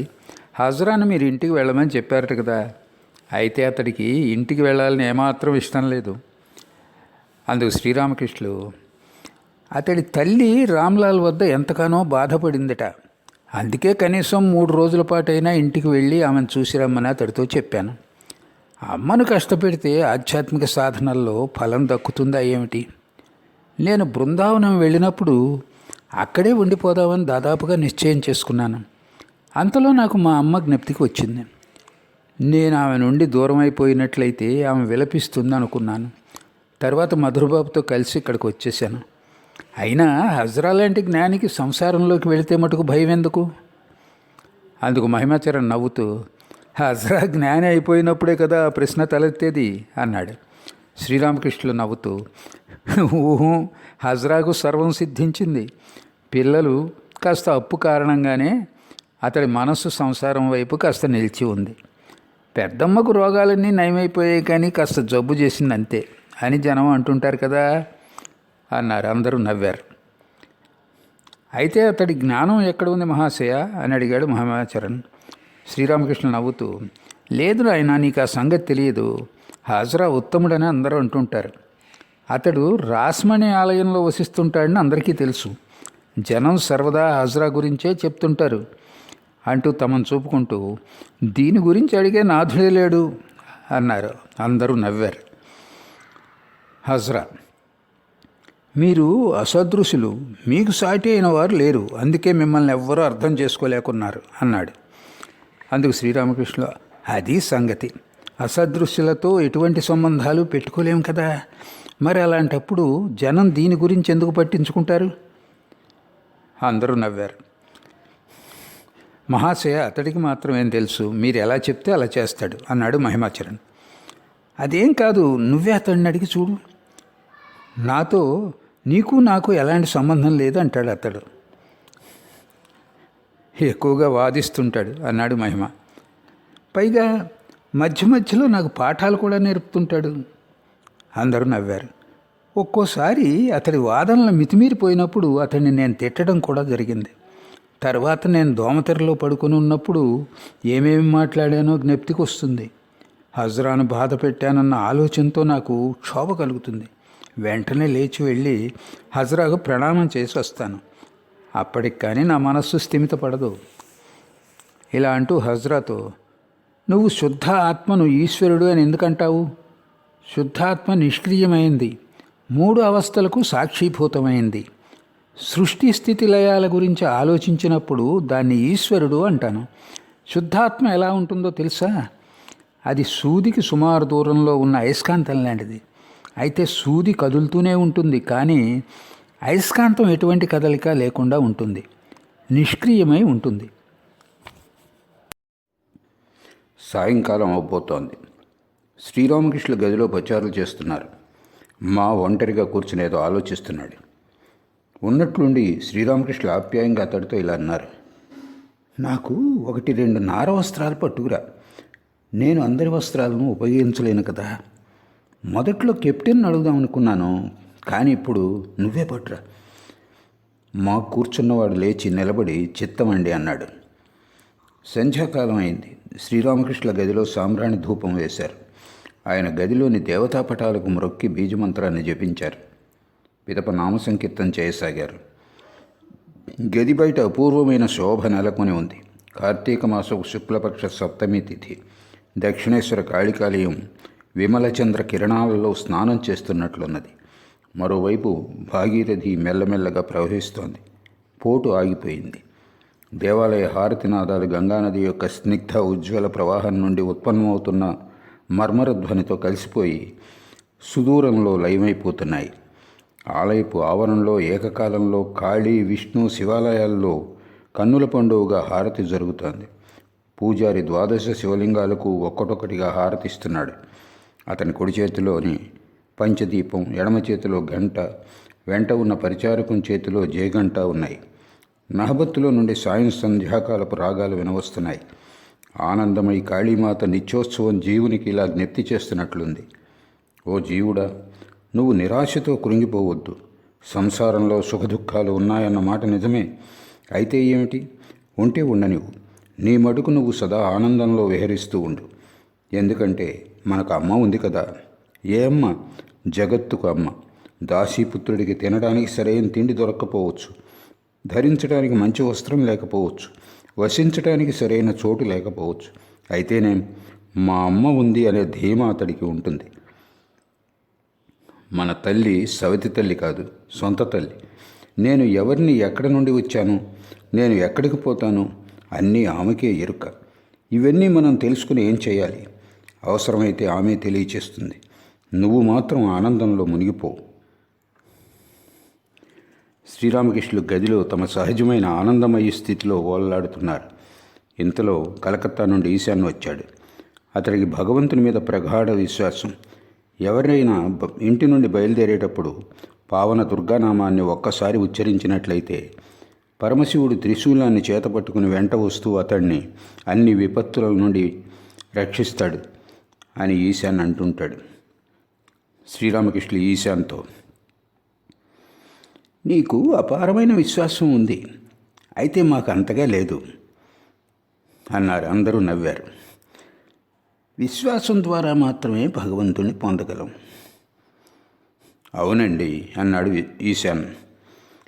నువ్వు జపం, సంధ్యావందనం, ఉపవాసం, పురశ్చరణ మొదలైన కర్మలను అనుష్ఠిస్తూ ఉంటావు. అది చాలా మంచిది. ఎవరైనా వ్యక్తి భగవంతుని పట్ల యథార్థంగా ఆకర్షితులైనప్పుడు ఆయన ఆ వ్యక్తితో ఈ సమస్త కర్మలు వనరింపజేస్తాడు. ఎటువంటి ఫలాన్ని ఆశించకుండా ఈ కర్మలన్నింటినీ నిర్వర్తించినట్లయితే నిశ్చయంగా భగవంతుణ్ణి ప్రాప్తించుకోవచ్చు. శాస్త్రాల్లో అనేక కర్మలు చేయమని చెప్పబడి ఉంది, కనుకనే నేను ఈ కర్మలు చేస్తున్నాను. ఇటువంటి భక్తిని వైదీ భక్తి అంటారు. రాగభక్తి అని మరొకటి ఉంది. అది భగవంతుని పట్ల విశేషమైన ప్రేమానురాగాలు కలిగి ఉన్నప్పుడు జనిస్తుంది.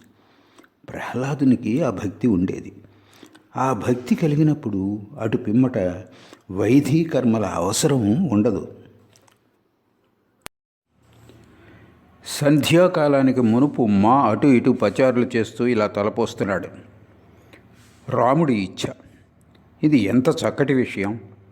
దీనితో ప్రీడెస్టినేషన్ అంటే భగవంతుడి సంకల్పం, ఫ్రీ విల్ అంటే స్వతంత్రేచ్ఛల మధ్య ఉన్న సంఘర్షణ సమసిపోతుంది. రాముడి ఇచ్ఛ కారణంగా నన్ను దొంగలు తోడుకొని వెళ్ళారు. రాముడి ఇచ్ఛ కారణంగా నేను పొగ త్రాగుతూ కూర్చున్నాను. రాముడి ఇచ్ఛ కారణంగా నన్ను పోలీసులు పట్టుకున్నారు. నేను సాధువు అయింది కూడా రాముడి ఇచ్ఛ వల్లనే. ఓ ప్రభు, నాకు దుర్బుద్ధిని ఇవ్వవద్దు, కేవలం సద్బుద్ధిని మాత్రమే ప్రసాదించు. నాతో దొంగతనం చేయించవద్దు. ఇలా ప్రార్థించడం కూడా రాముడి ఇచ్ఛ కారణంగానే. సత్సంకల్పం, దుష్ట సంకల్పం ఈ రెంటిని ఇచ్చింది ఆయనే. ఇక్కడ మనకు ఒక ప్రశ్న తలెత్తవచ్చు. భగవంతుడు దుష్ట సంకల్పాలను ఎందుకు కలిగిస్తాడు? దొంగతనం చేయాలన్న ఆలోచనలను ఆయన ఎందుకు పుట్టిస్తాడు? దీనికి సమాధానంగా శ్రీరామకృష్ణులే ఇలా అన్నారు. జంతువుల్లో పులి, సింహం, పాము వంటి క్రూరమైనవి ఉన్నాయి. వృక్షాలలో విషవృక్షాలు కూడా ఉన్నాయి. అదేవిధంగా మనుషుల్లో కూడా దొంగలు, వంచకులు ఉన్నారు. మరి భగవంతుడు వారిని ఎందుకు సృష్టించాడు అని అడిగితే దానికి సమాధానం ఎవరు చెప్పగలరు? భగవంతుడి లీలలను ఎవరు అర్థం చేసుకోగలరు? శ్రీరామకృష్ణుల భక్తి గురించి ఆలోచించే కొద్దీ మనం ఆశ్చర్యభరితులమైపోతాం. కేశవసేన్ హరినామం జపిస్తాడు, భగవత్ చింతన చేస్తాడు అని విన్న వెంటనే ఆయన కేశవును చూడటానికి పరుగులు పెడతారు. కేశవ్ తమకు అత్యంత ఆత్మీయుడైపోయాడు. అతడిపై కెప్టెన్ మోపిన ఆరోపణలను శ్రీరామకృష్ణులు ఖాతరు చేయలేదు. కేశవసేన్ విదేశాలకు వెళ్ళాడు. ఆంగ్లేయులతో కలిసి భోజనం చేశాడు. కుమార్తెకు కులాంతర వివాహం చేశాడు. కేశవసేన్పై ఇటువంటి ఆరోపణలను మోపి కెప్టెన్ అతన్ని ఆడిపోసుకున్నప్పుడు శ్రీరామకృష్ణులు కెప్టెన్ మాటలను ఖాతరు చేయలేదు. కావాల్సింది రేగిపండు మాత్రమే. దాని ముళ్లతో మనకేమిటి పని? భక్తి ప్రవాహంలో సాకారవాదులు, నిరాకారవాదులు ఒకటైపోతారు. హిందూ, ముస్లిం, క్రైస్తవులు ఏకమైపోతారు. చాతుర్వర్ణాల వారు కలిసి జీవిస్తారు. అంతిమ విజయం భక్తిదే. జై రామకృష్ణ, జై జై రామకృష్ణ. సనాతన ధర్మపు ఈ విశ్వజనీన భావానికి తిరిగి జీవం పోసింది నీవే. బహుశా అందుకేనేమో అన్ని సంప్రదాయాల వారికి నీ పట్ల అంతటి ఆకర్షణ. సకల మతావలంబులు నిన్ను పరమ ఆత్మీయునిగా ఎంచి ఆలింగనం చేసుకుంటున్నారు. కులం ఏదైనా, మతం ఏదైనా నీవు చూసేది కేవలం ఆంతరంగిక భక్తిని మాత్రమే. ఎవరైనా భక్తిపరుడైతే చాలు, అతడు నీకు అత్యంత సన్నిహితుడైపోతాడు. మహమ్మదీయునికి అల్లా మీద ప్రేమ ఉంటే చాలు, క్రైస్తవునికి యేసుక్రీస్తు మీద భక్తి ఉంటే చాలు, వారిని నీవు స్వబాంధవులుగానే పరిగణిస్తావు. నదులు విడివిడిగా ప్రవహించినా వాటన్నిటికీ గమ్యస్థానం సాగరమే కదా. ఈ విశ్వ బ్రహ్మాండం మహాచిదాకాశంలో ఆవిర్భవించి తదనంతరం కాలంలో లయమైపోతుందని వింటుంటాం. మహాసముద్రంలో తరంగాలు ఉవ్వెత్తున పైకి ఎగిసి మళ్ళీ కాలంలో లయమైపోతాయి. ఆనంద సాగరంలో అనంత లీలాలహరి. ఆ లీలకు ఆది ఏమిటి, అంతం ఏమిటి? దానిని మాటల్లో వర్ణించలేం, మనసుతో ఊహించలేం. చివరకు మానవుడి శక్తి ఏపాటిది? అతడి మేధస్సు కూడా పరిమితమైందే కదా. మహాపురుషులు సమాధిమగ్నులై ఆ నిత్య పరమపురుషుణ్ణి దర్శించారు. అయితే వారు దర్శించింది ఈ చర్మచక్షువులతో కాదు, దివ్య చక్షువులతో. అర్జునుడు శ్రీకృష్ణుని విశ్వరూపాన్ని దర్శించింది, ఋషులు ఆత్మసాక్షాత్కారాన్ని పొందింది, స్వర్గంలో ఉన్న పరమపితను యేసుక్రీస్తు సందర్శించింది ఆ దివ్య చక్షువులతోనే. ఆ చక్షువులు ఎలా ఏర్పడతాయి? వ్యాకులత ద్వారా అని శ్రీరామకృష్ణులు చెప్తూ ఉంటారు. మరి ఆ వ్యాకులత ఎలా జనిస్తుంది? సంసారం పరిత్యజించాలా? ఇవాళ ఆయన అలాగని ఏం చెప్పలేదే. ఆదివారం నవంబర్ 9, 1884. శ్రీరామకృష్ణులు తమ గదిలో చిన్న మంచం మీద పూర్వాభిముఖులై కూర్చునున్నారు. భక్తులు నేల మీద కూర్చునున్నారు. మధ్యాహ్న సమయం. మా వచ్చి శ్రీరామకృష్ణులకు ప్రణమిల్లి క్రింద కూర్చున్నాడు. క్రమంగా తక్కిన భక్తులు కూడా రాసాగారు. పలువురు బ్రహ్మసమాజ భక్తులతో పాటు విజయకృష్ణ గోస్వామి కూడా అక్కడికి వచ్చి ఉన్నాడు. పూజారి రామ్ చక్రవర్తి కూడా అక్కడ ఉన్నాడు. కాసేపటి తర్వాత మహిమాచరణ్, నారాయణ్, కిషోరీలు వచ్చారు. శీతకాలం ప్రారంభం అవుతోంది. శ్రీరామకృష్ణులకు చొక్కాలు కావాల్సి వచ్చింది. వాటి కోసం ఆయన మాకు చెప్పి ఉన్నారు. 2 చొక్కాలతో పాటు మందపాటి వస్త్రంతో కుట్టిన మరో చొక్కాను కూడా తెచ్చాడు మా. అయితే ఆ చొక్కాను తెమ్మని శ్రీరామకృష్ణులు చెప్పలేదు. శ్రీరామకృష్ణులు మాతో, నువ్వు దాన్ని వాపస్ తీసుకువెళ్ళటమే మంచిది. దాన్ని నువ్వే వాడుకోవచ్చు, అందులో తప్పేమీ లేదు. అది సరే, నిన్ను నేను ఎటువంటి చొక్కాలు తెమ్మని చెప్పాను? అయ్యా, మీరు మామూలు కుర్తాలే పట్టుకురమ్మని చెప్పారు, ఈ మందమైన కుర్తా గురించి చెప్పలేదు అన్నాడు మా. అయితే దాన్ని వెనక్కు తీసుకువెళ్ళు అన్నారు శ్రీరామకృష్ణులు. తర్వాత విజయ్ తదితరులతో, ఇలా చూడండి, ద్వారికాబాబు నాకు శాలువాను ఒకదాన్ని ఇచ్చాడు. మర్నాడే భక్తులు కూడా ఒక శాలువాను తీసుకొచ్చారు. అయితే నేను దాన్ని తీసుకోలేదు. శ్రీరామకృష్ణులు ఇంకా ఏదో చెప్పబోతున్నారు. అంతలో విజయ్ ఇలా అన్నాడు, అవునండి, మనకు అవసరం ఉన్నంత మేరకు మాత్రమే అంగీకరించాలి. అలా ఇవ్వడానికంటూ ఒక మనిషి కూడా ఉండాలి. మనిషి కాకపోతే మరెవరు ఇవ్వగలరు? అందుకు శ్రీరామకృష్ణులు, ఇచ్చేవాడు ఆ భగవంతుడే. అత్తగారు తన కోడలతో ఇలా అంది, అమ్మాయి, సేవ చేయటానికంటూ ప్రతి ఒక్కరికి ఎవరో ఒకరు ఉండనే ఉన్నారు. నీకు కూడా పాదాలు ఒత్తడానికి ఎవరైనా ఉంటే బాగుంటుంది. అందుకు కోడలు, అత్తగారు, ఆ భగవంతుడే నా పాదాలు ఒత్తుతాడు, వేరే ఎవరో అవసరం నాకు లేదు అంది. ఆమె భగవంతుని పట్ల యథార్థమైన భక్తి కలిగి ఉంది కాబట్టే అలా అంది. ఒకసారి ఒక ఫకీరు అక్బర్ పాషా వద్దకు కొంత ధనం యాచించే నిమిత్తం వెళ్ళాడు. ఆ సమయంలో అక్బర్ నమాజ్ చదువుకుంటున్నాడు. ఓ ప్రభు, నాకు సంపదలను ప్రసాదించు అని ఆయన భగవంతుడిని ప్రార్థిస్తున్నాడు. అప్పుడు ఫకీర్ తిరిగి వెళ్ళిపోసాగాడు. అది చూసి అక్బర్ ఆయన్ను కూర్చోమని సైగ చేశాడు. నమాజు పూర్తయ్యాక అక్బర్ ఆ ఫకీర్ను, ఇందాక మీరు ఎందుకు అలా వెళ్ళిపోతున్నారు అని అడిగాడు. ఫకీరు, సిరినివ్వు, సంపదలనివ్వు అని మీరే యాచిస్తున్నారయ్యే. అలాంటప్పుడు ఏమైనా యాచించాలంటే ఆ భగవంతుణ్ణే యాచిస్తాను, మరో భిక్షగాన్ని యాచించడం ఎందుకు అనుకొని వెళ్ళిపోబోయాను అని బదులిచ్చాడు. విజయ్, నేను గదిలో ఒక సాధువుని చూశానండి. అతడు దేనికోసం ఎటువంటి ప్రయత్నము చేయడు. ఒకరోజు భక్తులకు భోజనం పెడదామన్న సంకల్పం కలిగింది అతడికి. మేము వెళ్ళి చూసేసరికి మైదాపిండి, నెయ్యి, పళ్ళు మొదలైన ఆహార పదార్థాలన్నీ ఎక్కడి నుండో వచ్చాయి అన్నాడు. శ్రీరామకృష్ణులు విజయ్ తదితరులతో, సాధువులలో ఉత్తమ, మధ్యమ, అధమ సాధువులని 3 రకాల వారు ఉన్నారు. ఉత్తమ సాధువులు ఆహారం కోసం ఎటువంటి ప్రయత్నము చేయరు. దండీ సాధువులు లాంటి వారు మధ్యమ, అధమ రకాలకు చెందినవారు.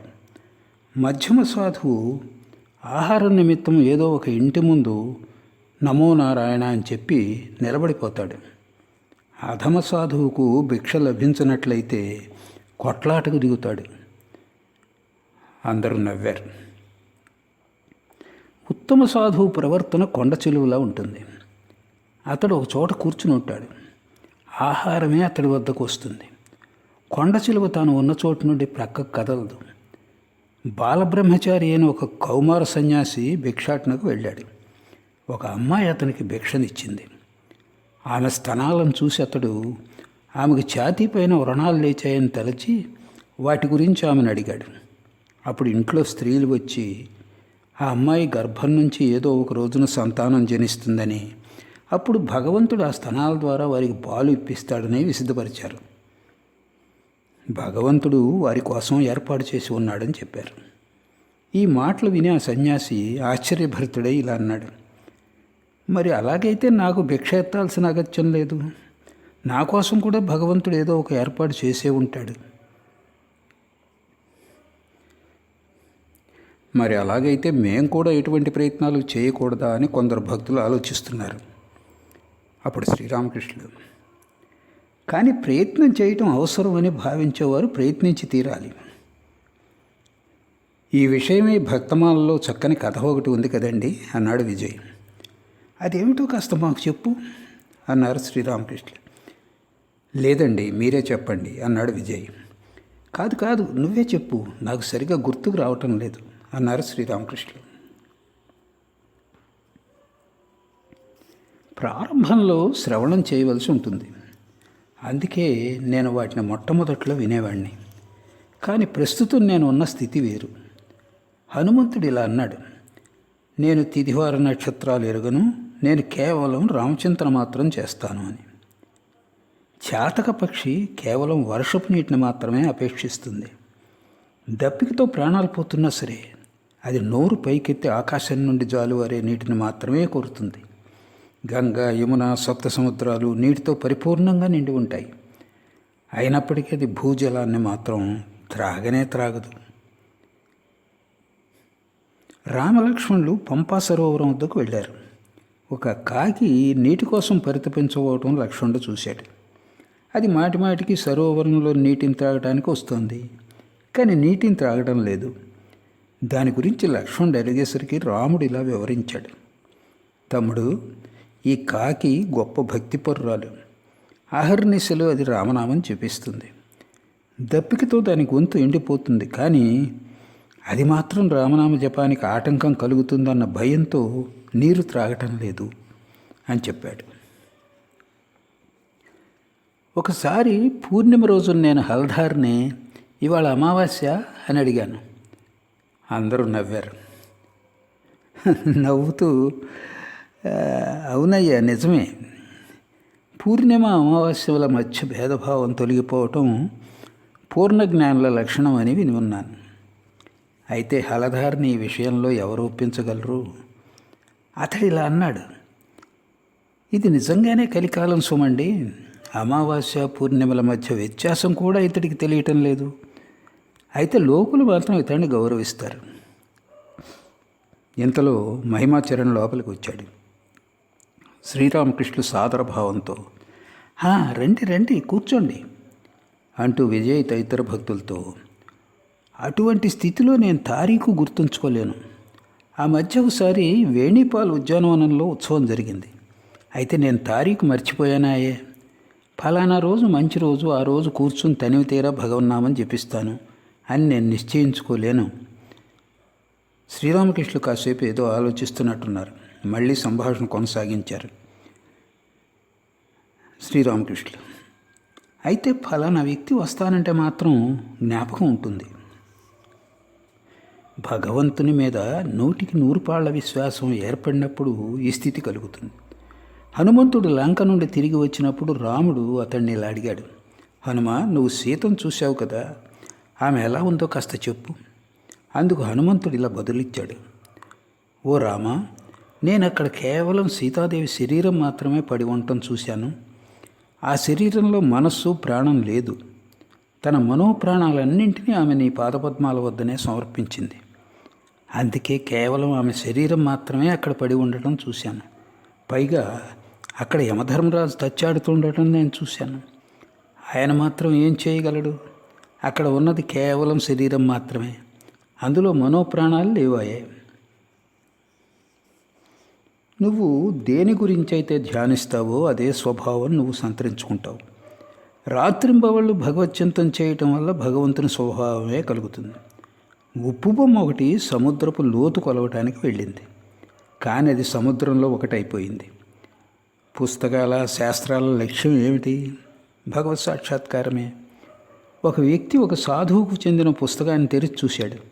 అందులో ప్రతి పుటలోనూ కేవలం రామ అని మాత్రమే వ్రాయబడి ఉండటం గమనించాడు. అంతకుమించి మరేం లేదు. భగవంతుని పట్ల ప్రేమ కలిగినట్లయితే కించిత్తు సూచనతోనే ఉద్దీపన కలుగుతుంది. అప్పుడు ఒక్కసారి రామ అంటేనే కోటి సంధ్యల ఫలం దక్కుతుంది. మేఘాన్ని చూడగానే నెమలికి ఉద్దీపన కలుగుతుంది. ఆనందంతో పురి విప్పి నాట్యం చేస్తుంది. రాధాదేవికి కూడా అటువంటి అనుభూతి కలుగుతూ ఉండేది. మేఘం కళ్ళబడగానే ఆమె మనస్సులో కృష్ణుడు మెదలేవాడు. ఒకసారి చైతన్య మహాప్రభు ఒక గ్రామం గుండా వెళ్తున్నారు. ఆ గ్రామంలోని మట్టితో ఖోల్ అనేటటువంటి సంగీత వాయిద్యం తయారు చేస్తారని ఆయన విన్నారు. వెంటనే ఆయన భావపరవశులైనారు. ఎందుకంటే హరినామ సంకీర్తనలో ఖోల్ వాయిస్తారు కదా.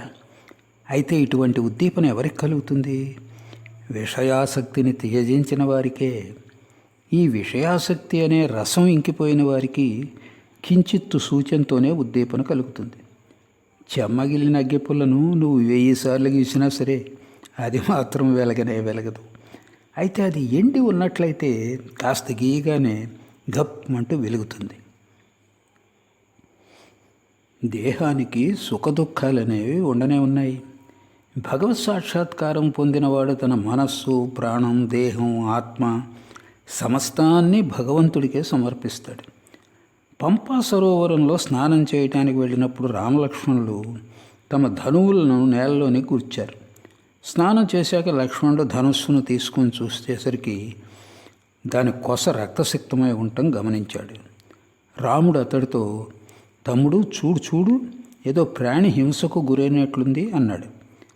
లక్ష్మణుడు మట్టి తవ్వి చూసేసరికి పెద్ద కప్ప ఒకటి కనిపించింది. అది మరణించే స్థితిలో ఉంది. రాముడు కరుణాపూరిత స్వరంతో, నువ్వెందుకు అరవలేదు? మేము నిన్ను కాపాడటానికి ప్రయత్నించి ఉండేవాళ్ళం కదా. పాము వాతన పడినప్పుడు నువ్వు బెకబెకమంటావు కదా అన్నాడు.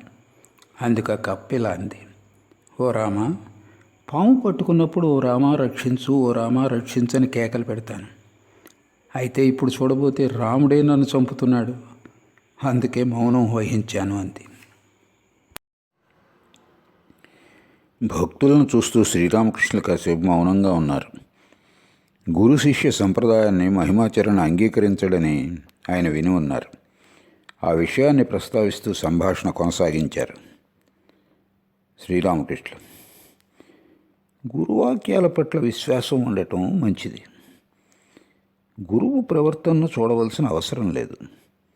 నా గురువు సారాయి దుకాణానికి వెళ్ళినా సరే ఆయన నిత్యానంద స్వరూపుడే. ఒక వ్యక్తి దేవి మహాత్మ్యం, భాగవతాలను పారాయణం చేసి జనులకు వినిపించేవాడు. అతడు చీపురు తాను స్వయంగా అశుభ్రంగా ఉన్నప్పటికీ మలిన ప్రదేశాన్ని శుభ్రం చేస్తుంది అని చెప్పాడు. మహిమాచరణ వేదాంతాన్ని అధ్యయనం చేసిన వ్యక్తి. బ్రహ్మజ్ఞానం సాధించాలన్నదే అతడి లక్ష్యం. జ్ఞాన మార్గగామి సర్వదా విచారణ చేస్తూ ఉంటాడు. శ్రీరామకృష్ణుల మహిమాచరణతో, జ్ఞాన లక్ష్యం స్వస్వరూపాన్ని తెలుసుకోవటమే. దీనినే జ్ఞానం అంటారు, దీన్నే ముక్తి అంటారు. ఆత్మ నిజస్వరూపం పరబ్రహ్మమే. నేను పరబ్రహ్మం ఒక్కటే. అయితే మాయ కారణంగా ఈ విషయం మనకు తెలియరావటం లేదు. నేను హరీష్తో ఇలా అన్నాను, అసలు విషయం ఇదే. కొన్ని గంపల మట్టి క్రింద బంగారం మరుగై ఉంది. చేయవలసింది ఆ మట్టిని ప్రక్కకు తొలగించడమే. భక్తులు నేను నిలుపుకుంటారు, అయితే జ్ఞానులు నిలుపుకోరు. స్వస్వరూపంలో నెలకొని ఉండటం ఎలాగో నాంట ఉపదేశించేవాడు. మనస్సును బుద్ధిలో లయం చేయి, బుద్ధిని ఆత్మలో లయం చేయి, అప్పుడు నువ్వు స్వస్వరూపంలో నెలకొంటావు అనేవాడు. అయితే ఈ నేను మాత్రం ఉండనే ఉంటుంది. అది వదిలిపోయేది కాదు. అనంత జలరాశిని ఊహించుకో. పైన క్రింద, ముందు వెనుక, కుడివైపు ఎడంవైపు సర్వత్రా జలమయమే. ఆ నీటిలో కొండను ఒకదాన్ని ఉంచామనుకో, నీరు కొండ లోపల ఉంటుంది, బయట ఉంటుంది. అయితే కొండ కూడా ఉండనే ఉంటుంది. నేను అనేది ఈ కొండ లాంటిదే. జ్ఞానం పొందాక కూడా జ్ఞాని తన శరీరాన్ని నిలుపుకునే ఉంటాడు. కామం మొదలైన శత్రువులను జ్ఞానాగ్నిలో దగ్ధం చేసి వేస్తాడు. చాలా కాలం క్రితం తుఫాను వచ్చినప్పుడు కాళీ ఆలయంలో పిడుగు పడింది. ఆలయ ద్వారాలకు ఎటువంటి నష్టము జరగలేదు, కానీ మరమేకుల తల్ల మాత్రం విరిగిపోయి ఉండటం మేము గమనించాం. ఇక్కడ ద్వారాలంటే దేహం, మరమేకులంటే కామం మొదలైన కోరికలు. జ్ఞాని కేవలం భగవత్ ప్రసంగాలను మాత్రమే ఇష్టపడతాడు. లౌకిక సంభాషణలు జరిగినట్లయితే అతడు ఎంతో వ్యధకు లోనవుతాడు. లౌకిక వ్యక్తులంటే విషయలోలు, వేరే తరగతి చెందినవారు. వారికి అవిద్య అనే తలపాగా పక్కకు తొలగనే తొలగదు. వేరే ఏం మాట్లాడినా సరే వారు తిరిగి తిరిగి మళ్ళీ లౌకిక సంభాషణల వైపుకే వస్తారు. వేదాల్లో సప్తభూముల గురించిన వర్ణన ఉంది. జ్ఞాని మనస్సు సప్తమ భూమిని చేరుకున్నప్పుడు అతడు భగవత్ ప్రసంగాలు తప్ప అన్యమైందేది వినలేడు, మాట్లాడను లేడు. ఆ స్థితిలో అతడి నోటి నుండి కేవలం జ్ఞానోపదేశాలు మాత్రమే జాలువారుతాయి. వేదాలు సచ్చిదానంద బ్రహ్మం గురించి పేర్కొంటాయి. బ్రహ్మం ఒక్కటి కాదు, రెండు కాదు, ఒకటి రెండులకు అతీతంగా ఉన్నది. అది అస్థి అని చెప్పలేము, నాస్తి అని కూడా చెప్పలేము. అయితే అది అస్థి నాస్తిలకు అతీతంగా ఉన్నది. రాగభక్తి జనించినట్లయితే, అంటే భగవంతుని పట్ల ప్రేమ కలిగితే ఆయన్ను ప్రాప్తించుకోవచ్చు. వైదీ భక్తి ఎంత సులువుగా వస్తుందో అంతే సులువుగా పోతుంది. వైదీ భక్తి అంటే ఇంత జపం, ఇంత ధ్యానం, ఇన్ని యజ్ఞయాగాలు చేస్తాను, ఇన్ని ఉపచారాలతో పూజ చేస్తాను, పూజ సమయంలో ఈ మంత్రాలు పఠిస్తాను, ఇదన్నమాట. ఆ భక్తి జనించినంత సులువుగానే దాన్ని కోల్పోవటం కూడా జరుగుతుంది. చాలామంది ఇలా అంటుంటారు, అరే తమ్ముడు, ఎన్ని రోజులు హవిష్యాన్నం తిన్నాం, ఇంట్లో ఎన్నిసార్లు పూజ చేశాం, అయినప్పటికీ సాధించిందేముంది? రాగభక్తి అలా పతనం అయిపోదు. రాగభక్తి అనేది ఎవరికి కలుగుతుంది? పూర్వజన్మల్లో అనేక పుణ్యకర్మలు చేసిన వారికో, లేకుంటే నిత్యసిద్ధులకో ఆ భక్తి కలుగుతుంది. పూర్తిగా పాడుపడిన ఇల్లు ఒకటి ఉందనుకోండి, అందులో ఉన్న పిచ్చి మొక్కలను, చెత్తను తీసివేస్తుంటే గొట్టంతో ఉన్న నీటి బొగ్గ ఒకటి కానవచ్చింది. అది మట్టి ఇటుకలతో కప్పబడి ఉంది. వాటిని పక్కకు తొలగించిన వెంటనే నీరు పైకి ఎగజిమ్ముతుంది. రాగభక్తి కలిగి ఉన్నవారు, తమ్ముడు నేను ఎన్ని రోజులు హవిష్యాన్నమే తింటూ గడిపాను, కానీ ఏం జరిగింది, ఇలాంటి మాటలు మాట్లాడరు. కొత్తగా వ్యవసాయంలోకి దిగిన వారు పంటలు సరిగ్గా పండనట్లయితే వ్యవసాయం మానుకుంటారు. వంశపారంపర్యంగా సాగు చేస్తున్నవారు పంట పండినా సరే లేకున్నా సరే వ్యవసాయం మాత్రం కొనసాగిస్తూనే ఉంటారు. తండ్రి తాతల కాలం నాటి నుండే వ్యవసాయం వారికి వృత్తిగా ఉంటూ వచ్చింది. జీవనోపాధి కోసం తాము కూడా వ్యవసాయమే చేయవలసి ఉంటుందని వారికి తెలుసు. రాగభక్తి ఉన్నవారిని మాత్రమే భగవంతుడు యథార్థమైన భక్తులుగా పేర్కొనవచ్చు. భగవంతుడు వారి భారాన్ని స్వీకరిస్తాడు. ఆసుపత్రిలో నువ్వు పేరు నమోదు చేస్తే రోగం నయమయ్యే వరకు డాక్టర్ని ఇంటికి పంపడు. భగవంతుడు ఎవరినైతే పట్టుకుని ఉన్నాడో వారికి ఎలాంటి భయం లేదు. పొలం గట్టు మీద నడిచేటప్పుడు తానే స్వయంగా తండ్రి చేతిని పట్టుకున్న పిల్లవాడు ఏమరపాటుతో చేయి జారి కింద పడిపోయే ప్రమాదం ఉంది. అయితే తండ్రే పిల్లవాడి చేతిని పట్టుకున్నట్లయితే వాడు అలా పడిపోయే ప్రమాదం ఉండదు. విశ్వాసానికి సాధ్యం కాదంటే ఏమైనా ఉందా? నిజమైన భక్తుడు సాకారం, నిరాకారం, రాముడు, కృష్ణుడు, భగవతి అన్నిటినీ విశ్వసిస్తాడు. ఒకసారి నేను కామార్పుకూరుకు వెళ్ళేటప్పుడు దారిలో గాలివాన పట్టుకుంది. అక్కడ దొంగల భయం కూడా ఉంది. అప్పుడు నేను రాముడు, కృష్ణుడు, భగవతి అంటూ అన్ని నామాలు ఉచ్చరించసాగాను. హనుమంతుడి నామం కూడా ఉచ్చరించాను. ఆ నామాలన్నీ ఉచ్చరించాను. దీనికి అర్థం ఏమిటి? అది నేనే చెప్తాను విను. సంతకు వెళ్ళి సరుకులు కొనటానికి డబ్బు లెక్క పెట్టేటప్పుడు నౌకరు ఈ పైసలు బంగాళదుంపల కోసం, ఈ పైసలు వంకాయల కోసం, ఈ పైసలు చేపల కోసం అంటూ వేరు చేస్తాడు. పైసలన్నింటినీ వేరువేరుగా లెక్కించిన తర్వాత మళ్ళీ అన్నిటినీ కలిపేస్తాడు. భగవంతుని పట్ల ప్రేమ కలిగిన వ్యక్తి కేవలం ఆయన్ని గురించి మాత్రమే మాట్లాడటానికి ఇష్టపడతాడు. నువ్వు ఎవరినైనా ప్రేమిస్తే కేవలం ఆ వ్యక్తి గురించి మాత్రమే వినటానికి, మాట్లాడటానికి ఇష్టపడతావు. తన కుమారుడి గురించి మాట్లాడేటప్పుడు సంసారి ముఖం ఆనందంతో వెలిగిపోతుంది. తన కుమారుడిని ఎవరైనా ప్రశంసిస్తూ మాట్లాడితే వెంటనే ఆ వ్యక్తి కుమారుడితో వెళ్ళి మీ బాబాయికి కాళ్ళు కడుక్కోవడానికి నీళ్లు పట్టరా అంటాడు. పావురాలంటే ఇష్టపడే వ్యక్తి ఏమిటో వాటిని మెచ్చుకుంటూ మాట్లాడితే అతడు ఎంతగానో సంతోషిస్తాడు. పావురాల గురించి విమర్శనాత్మకంగా మాట్లాడితే అటు వెంటనే లేచి నిలబడి, మీ 14 తరాల్లో ఎవరినైనా ఎప్పుడైనా పావురాలు పెంచున్నారా అంటూ గట్టిగా అరవవచ్చు కూడా.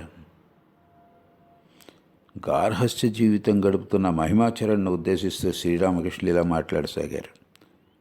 శ్రీరామకృష్ణులు మహిమాచరణతో, సంసారాన్ని పూర్తిగా త్యజించవలసిన అవసరం ఏముంది?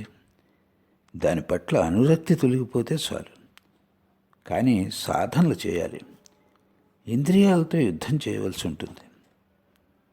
కోట లోపలుంటూనే యుద్ధం చేయటంలో ఎంతో సానుకూలత ఉంది. కోట లోపల నుండి ఎంతో సహాయం అందుతుంది. సంసారం భోగస్థానం. ఒక్కో వస్తువును అనుభవించి దాన్ని వెంటనే త్యజించవలసి ఉంటుంది. నాకు బంగారు మొలతాడు ధరించాలన్న కోరిక ఉండేది. తర్వాత అది లభించింది కూడా. దాన్ని ధరించాను. అయితే వెంటనే దాన్ని తీసివేయవలసి వచ్చింది. ఒకసారి నేను ఉల్లిపాయ తిన్నాను. తింటూ విచారణ చేయసాగాను. మనస్సా ఉల్లిపాయ అంటే ఇదే అని చెప్పుకున్నాను. తర్వాత దాని నోట్లో అటు ఇటు కదిపి బయటకు ఉమ్మేశాను. నేడు తన బృందంతో పాటు ఒక గాయకుడు రావాల్సి ఉంది. శ్రీరామకృష్ణులు మధ్య మధ్యలో భక్తులను గాయకుడు ఎక్కడ అని అడుగుతున్నారు. మాకు ఇలాగే బాగుందండి అన్నాడు మహిమాచరణ్. అది కాదయ్యా, ఏడాది పొడవునా ఇది ఉండనే ఉంది కదా అన్నారు శ్రీరామకృష్ణులు. గది బయట నుండి ఎవరో భక్తుడు గాయకుడు వచ్చేశాడు అన్నాడు. శ్రీరామకృష్ణులు ఆనందంతో వచ్చేసాడా అని అడిగారు. గదికి ఈశాన్యంగా ఉన్న పొడవుపాటి వసారాలో చాపలు పరిచారు. శ్రీరామకృష్ణులు, ఈ చాపల మీద కొద్దిగా గంగాజలం చిలకరించండి. అనేక మంది లౌకిక వ్యక్తులు వీటి మీద కూర్చున్నారు అన్నారు. బాలీకి చెందిన ప్యారీబాబు కుటుంబ స్త్రీలు కాళీ ఆలయ దర్శనం నిమిత్తం వచ్చారు. కీర్తనకు ఏర్పాట్లు జరుగుతుండడం చూసి వారు కూడా వినదల్చారు. ఒక భక్తుడు వచ్చి శ్రీరామకృష్ణులతో గదిలో కూర్చోటానికి మాకు చోటు ఉందా అని ఆ స్త్రీలు అడుగుతున్నారు. వారు ఇక్కడ కూర్చోవచ్చునా అన్నాడు. కీర్తన అప్పటికే మొదలైంది. శ్రీరామకృష్ణులు, లేదు లేదు, గదిలో చోటు ఎక్కడుంది అన్నారు. నారాయణ వచ్చి శ్రీరామకృష్ణులకు ప్రణామం చేశాడు. ఆయన ఆప్యాయంగా అతడితో, నువ్వెందుకు వచ్చావు? మీ ఇంట్లో వాళ్ళు నిన్ను అంతగా కొట్టారు కదా అన్నారు. అతడికి తినడానికి ఏమైనా ఇవ్వమని ఆయన బాబురాంకు సైగ చేశారు. నారాయణ గదిలోకి వెళ్ళాడు. తటాలన శ్రీరామకృష్ణులు కూడా అతడిని అనుసరించారు. అతడికి తమ చేతులతో తినిపించాలన్నది ఆయన అభిలాష. తర్వాత ఆయన మళ్ళీ వసారాలోకి వచ్చారు. విజయ్, మహిమాచరణ్, మా చిన్న గోపాల్ మొదలైన భక్తులు పలువురు అక్కడ ఉన్నారు. కాసేపట్లోనే నారాయణ కూడా అక్కడికి వచ్చి వారితో పాటు కూర్చున్నాడు. దాదాపు 3 గంటలకు అధర్సేన్ వచ్చాడు. అతన్ని చూడగానే శ్రీరామకృష్ణులు ఉత్తేజితులయ్యారు. అధర్ ఆయనకు ప్రణామం చేసి నేల మీద కూర్చున్నాడు. తమకు సమీపంగా రమ్మని ఆయన అధర్కు సైగ చేశారు. కీర్తన ముగిసింది. భక్తులు కొందరు తోటలో వాహ్యాళికై వెళ్ళారు. మరికొందరు ఆలయ దేవతల హారతి సందర్శనానికి వెళ్ళారు.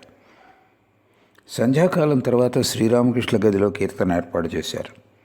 ఆయన అత్యంత ఉత్సాహంతో ఒక భక్తుడితో, ఇక్కడ మరో దీపం వెలిగించు అన్నారు. 2 దీపాలు గదిని ప్రకాశవంతం చేశాయి. శ్రీరామకృష్ణ విజయ్తో, నువ్వు అక్కడెందుకు కూర్చున్నావు? నా పక్కకురా అన్నారు.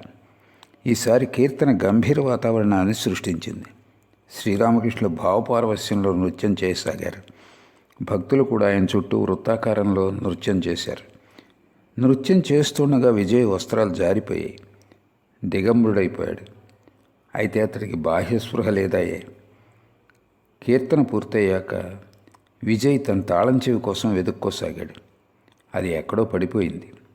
శ్రీరామకృష్ణ నవ్వుతూ అతడితో, ఇంకా దాని గురించి చింతించడం ఎందుకు అన్నారు. పెట్టెలు, తాళాలు ఇత్యాది వ్యవహారాలతో ఇంకా సంబంధం పెట్టుకోవడం ఎందుకు అని ఆయన ఉద్దేశం. కిషోరి శ్రీరామకృష్ణకు ప్రణమిల్లాడు. అతడు బయలుదేరనున్నాడు. అతడి ఛాతీని మృదువుగా స్పృశిస్తూ శ్రీరామకృష్ణులు అతడిని ఆశీర్వదించారు. మళ్ళీరా అన్నారు. ఆయన పలుకులలో కారుణ్యం ఉట్టిపడుతోంది. కాసేపు అయ్యాక మా గోపాల్ కూడా ఆయనకు ప్రణామం చేశారు.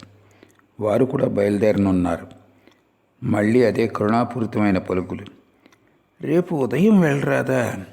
రాత్రి సమయంలో వెళ్ళటం వలన జలుబు చేస్తుందేమో అన్నారు. మా గోపాల్ రాత్రికి అక్కడే బస చేయడానికి నిశ్చయించుకున్నారు. మరికొందరు భక్తులతో వారు నేలపైనే పడుకున్నారు. శ్రీరామకృష్ణుడికి ఇవాళ రోజంతా బొత్తిగా విశ్రాంతి లేకపోయింది. పగలంతా భక్తులు ఆయనతోనే ఉన్నారు.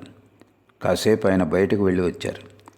తిరిగి వచ్చి చూసేసరికి రామ్లాల్ వద్ద నుండి మా పాటను ఒకదాన్ని రాసుకుంటున్నాడు. శ్రీరామకృష్ణులు, ఏం రాస్తున్నావేమిటి అని అడిగారు. ఫలానా పాట రాస్తున్నా అని మా చెప్పేసరికి, అది చాలా పెద్ద పాట అన్నారు ఆయన. 1-2 పంక్తులు రాసి మా వ్రాయటం ఆపేశాడు. శ్రీరామకృష్ణులు రాత్రి భోజనానికి కొద్దిగా రవ్వ పాయసం, 1-2 లూచీలు అంటే మైదా పిండితో చేసిన పూరీలు పుచ్చుకుంటారు. పాయసం ఉందా అని రామ్లాల్ని అడిగారు. రామ్లాల్ పాయసం తీసుకొచ్చాడు. శ్రీరామకృష్ణులు నేల మీద ఆసనంపై కూర్చుని దాన్ని సేవించారు. ఆయనకు ప్రక్కగా దీపం ఒకటి ఉంది. మా ఆయనకు దగ్గరగా కూర్చున్నాడు. ఆయన గదిలో మిఠాయిలు ఏమైనా ఉన్నాయా అని అడిగారు. తాను తీసుకొచ్చిన మిఠాయిలను మా అలమారా పైన పెట్టి ఉంచాడు. ఒక మిఠాయి ఇవ్వమన్నారు ఆయన. అయితే ఇప్పుడు చూస్తే అవి లేవు. మా అటు ఇటు వెతికినా కనిపించలేదు. వాటిని భక్తులకు పంచడం జరిగింది. మా సిగ్గుతో కుంచెంచుకుపోయాడు. పాయసం తిన్నాక శ్రీరామకృష్ణులు చిన్న మంచం మీద కూర్చున్నారు. మా ఆయనకు దగ్గరగా చాప మీద కూర్చున్నాడు. నారాయణ గురించి మాట్లాడుతూ ఆయన భావమగ్నులు అవుతున్నారు. శ్రీరామకృష్ణులు, ఇవాళ నారాయణను చూశాను. అవునండి, అతడు కంటతడి పెట్టుకున్నాడు. అతన్ని చూసి నాకు కూడా ఏడవాలనిపించింది అన్నాడు మా. అతన్ని చూస్తే నాకు వాత్సల్యం జనిస్తుంది. ఇక్కడికి వచ్చినందుకు ఇంట్లో వాళ్ళు అతన్ని కొడతారు. అతన్ని సమర్థించేవాళ్ళు ఎవ్వరూ లేరు అన్నారు శ్రీరామకృష్ణులు. మా నవ్వుతూ, ఒకరోజు హరిపదుని ఇంట్లో పుస్తకాలు పెట్టి అతడు మీ వద్దకు పారిపోయి వచ్చాడు అని చెప్పాడు. అలా చేయటం అతడికి మంచిది కాదు అన్నారు శ్రీరామకృష్ణులు. కాసేపు మౌనంగా ఉండి శ్రీరామకృష్ణులు మళ్ళీ మాటలు కొనసాగించారు. అతడిలో ఎంతో సారం ఉంది. లేకుంటే నేను కీర్తన వింటున్నప్పుడు కూడా అతడు నన్ను అంతగా ఎలా ఆకర్షించగలడు? కీర్తన బృందాన్ని వదిలిపెట్టి నేను గదిలోకి వచ్చాను. అలా ఎప్పుడూ జరగలేదు. మళ్ళీ కాసేపు మౌనంగా ఉండి శ్రీరామకృష్ణులు సంభాషణ కొనసాగించారు. ఎలా ఉన్నావని భావావస్థలో అతన్ని అడిగేసరికి ఆనందంగా ఉన్నానని బదులిచ్చాడు. ఇలా అంటూ మాతో, అప్పుడప్పుడు అతడికి ఏవైనా కొనిపెట్టి ఆప్యాయంగా తినిపిస్తూ ఉండు అన్నారు. తర్వాత తేజచంద్ర గురించి మాట్లాడారు. శ్రీరామకృష్ణులు మాతో, అతడు నా గురించి ఏమనుకుంటున్నాడో ఒకసారి అడిగి చూడు. అతడు నన్ను జ్ఞానిగా భావిస్తున్నాడా లేక మరేదోగానా అనుకుంటున్నాడా? అతడు బహు నెమ్మదస్తుడని వినున్నాను. ఇలా అంటూ గోపాల్తో, తేజచంద్రను శని మంగళవారాల్లో ఇక్కడికి రమ్మని చెప్పు అని మరల మాతో, అది సరే, ఒకసారి మీ స్కూలుకు వచ్చి చూడనా అని అడిగారు. ఆయన స్కూలుకు వచ్చి నారాయణను చూడాలనుకుంటున్నారని తలిచాడు మా. ఆయనతో, మీరు మా ఇంట్లోనే కూర్చుని ఎదురు చూడవచ్చునండి అన్నాడు. శ్రీరామకృష్ణులు, ఓహో అది కాదు, నేను మరో విషయం గురించి ఆలోచిస్తున్నాను. మీ స్కూల్లో ఇంకా వేరే అబ్బాయిలు ఎవరైనా ఉన్నారేమో చూడాలనేదే నా తలంపు. మీరు తప్పక రావచ్చునండి, తక్కిన వాళ్ళలాగే మీరు కూడా రావచ్చు అన్నాడు మా. శ్రీరామకృష్ణులు పొగ త్రాగుతున్నారు. మా గోపాల్ భోజనం చేశారు. నహబత్తుకు వెళ్ళి అక్కడే నిద్రపోదాం అనుకుంటున్నారు. మా మళ్ళీ శ్రీరామకృష్ణులకు దగ్గరగా నేలపై కూర్చున్నాడు. శ్రీరామకృష్ణులు మాతో, నహబత్తులో కుండలు పాత్రలు పడి ఉంటాయి, ఇక్కడే పడుకోరాదా అన్నారు. అలాగేనండి అన్నాడు మా. రాత్రి 10 లేక 11 గంటలు కావస్తోంది. శ్రీరామకృష్ణులు దిండున అనుకొని చిన్న మంచం మీద కూర్చునున్నారు. మా నేల మీద కూర్చునున్నాడు. గోడకు దీపం వేలాడుతోంది. శ్రీరామకృష్ణులు అహేతుక కృపాసింధువు. తమకు సేవ చేయటానికి మాకు అవకాశం ఇచ్చారు. ఆయన మాతో, పాదాలు నొప్పి పెడుతున్నాయి, కాస్త మృదువుగా ఒత్తు అన్నారు. మా చిన్న మంచం మీద కూర్చుని ఆయన పాదాలను తన ఒళ్ళోకి తీసుకున్నాడు. మెల్లగా ఒత్తసాగాడు. శ్రీరామకృష్ణ మధ్య మధ్యలో అతడితో మాట్లాడుతున్నారు. ఆయన నవ్వుతూ, ఇవాళ సంభాషణ నీకెలా అనిపించింది అని అడిగారు. చాలా బాగుందండి అన్నాడు మా. అక్బర్ పాషా గురించిన ప్రస్తావన ఎలా ఉంది అని అడిగారు మరలా.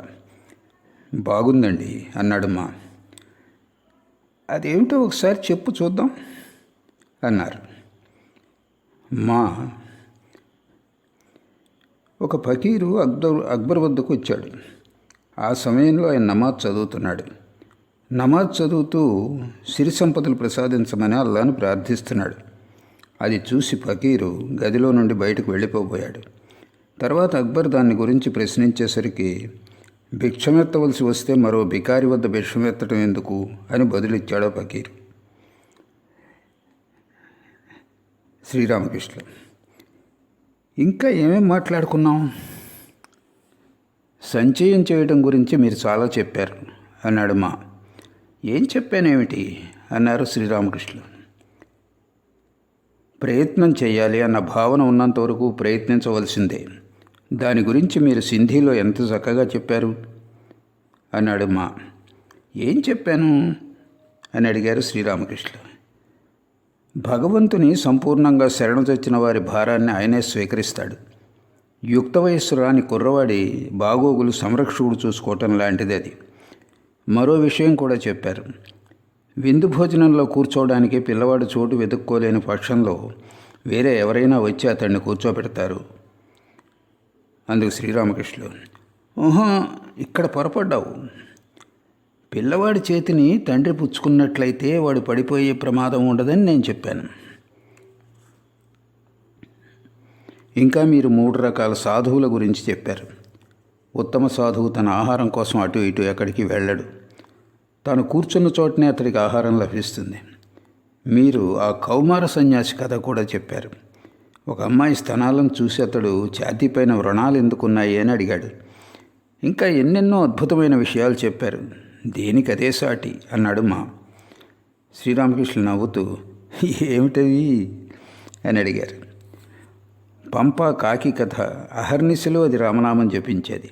అందుకే అది నీటికి సమీపంగా వెళ్ళినా నీరు త్రాగలేకపోయేది. ఇంకా ఆ సాధువు గురించి కూడా చెప్పారు.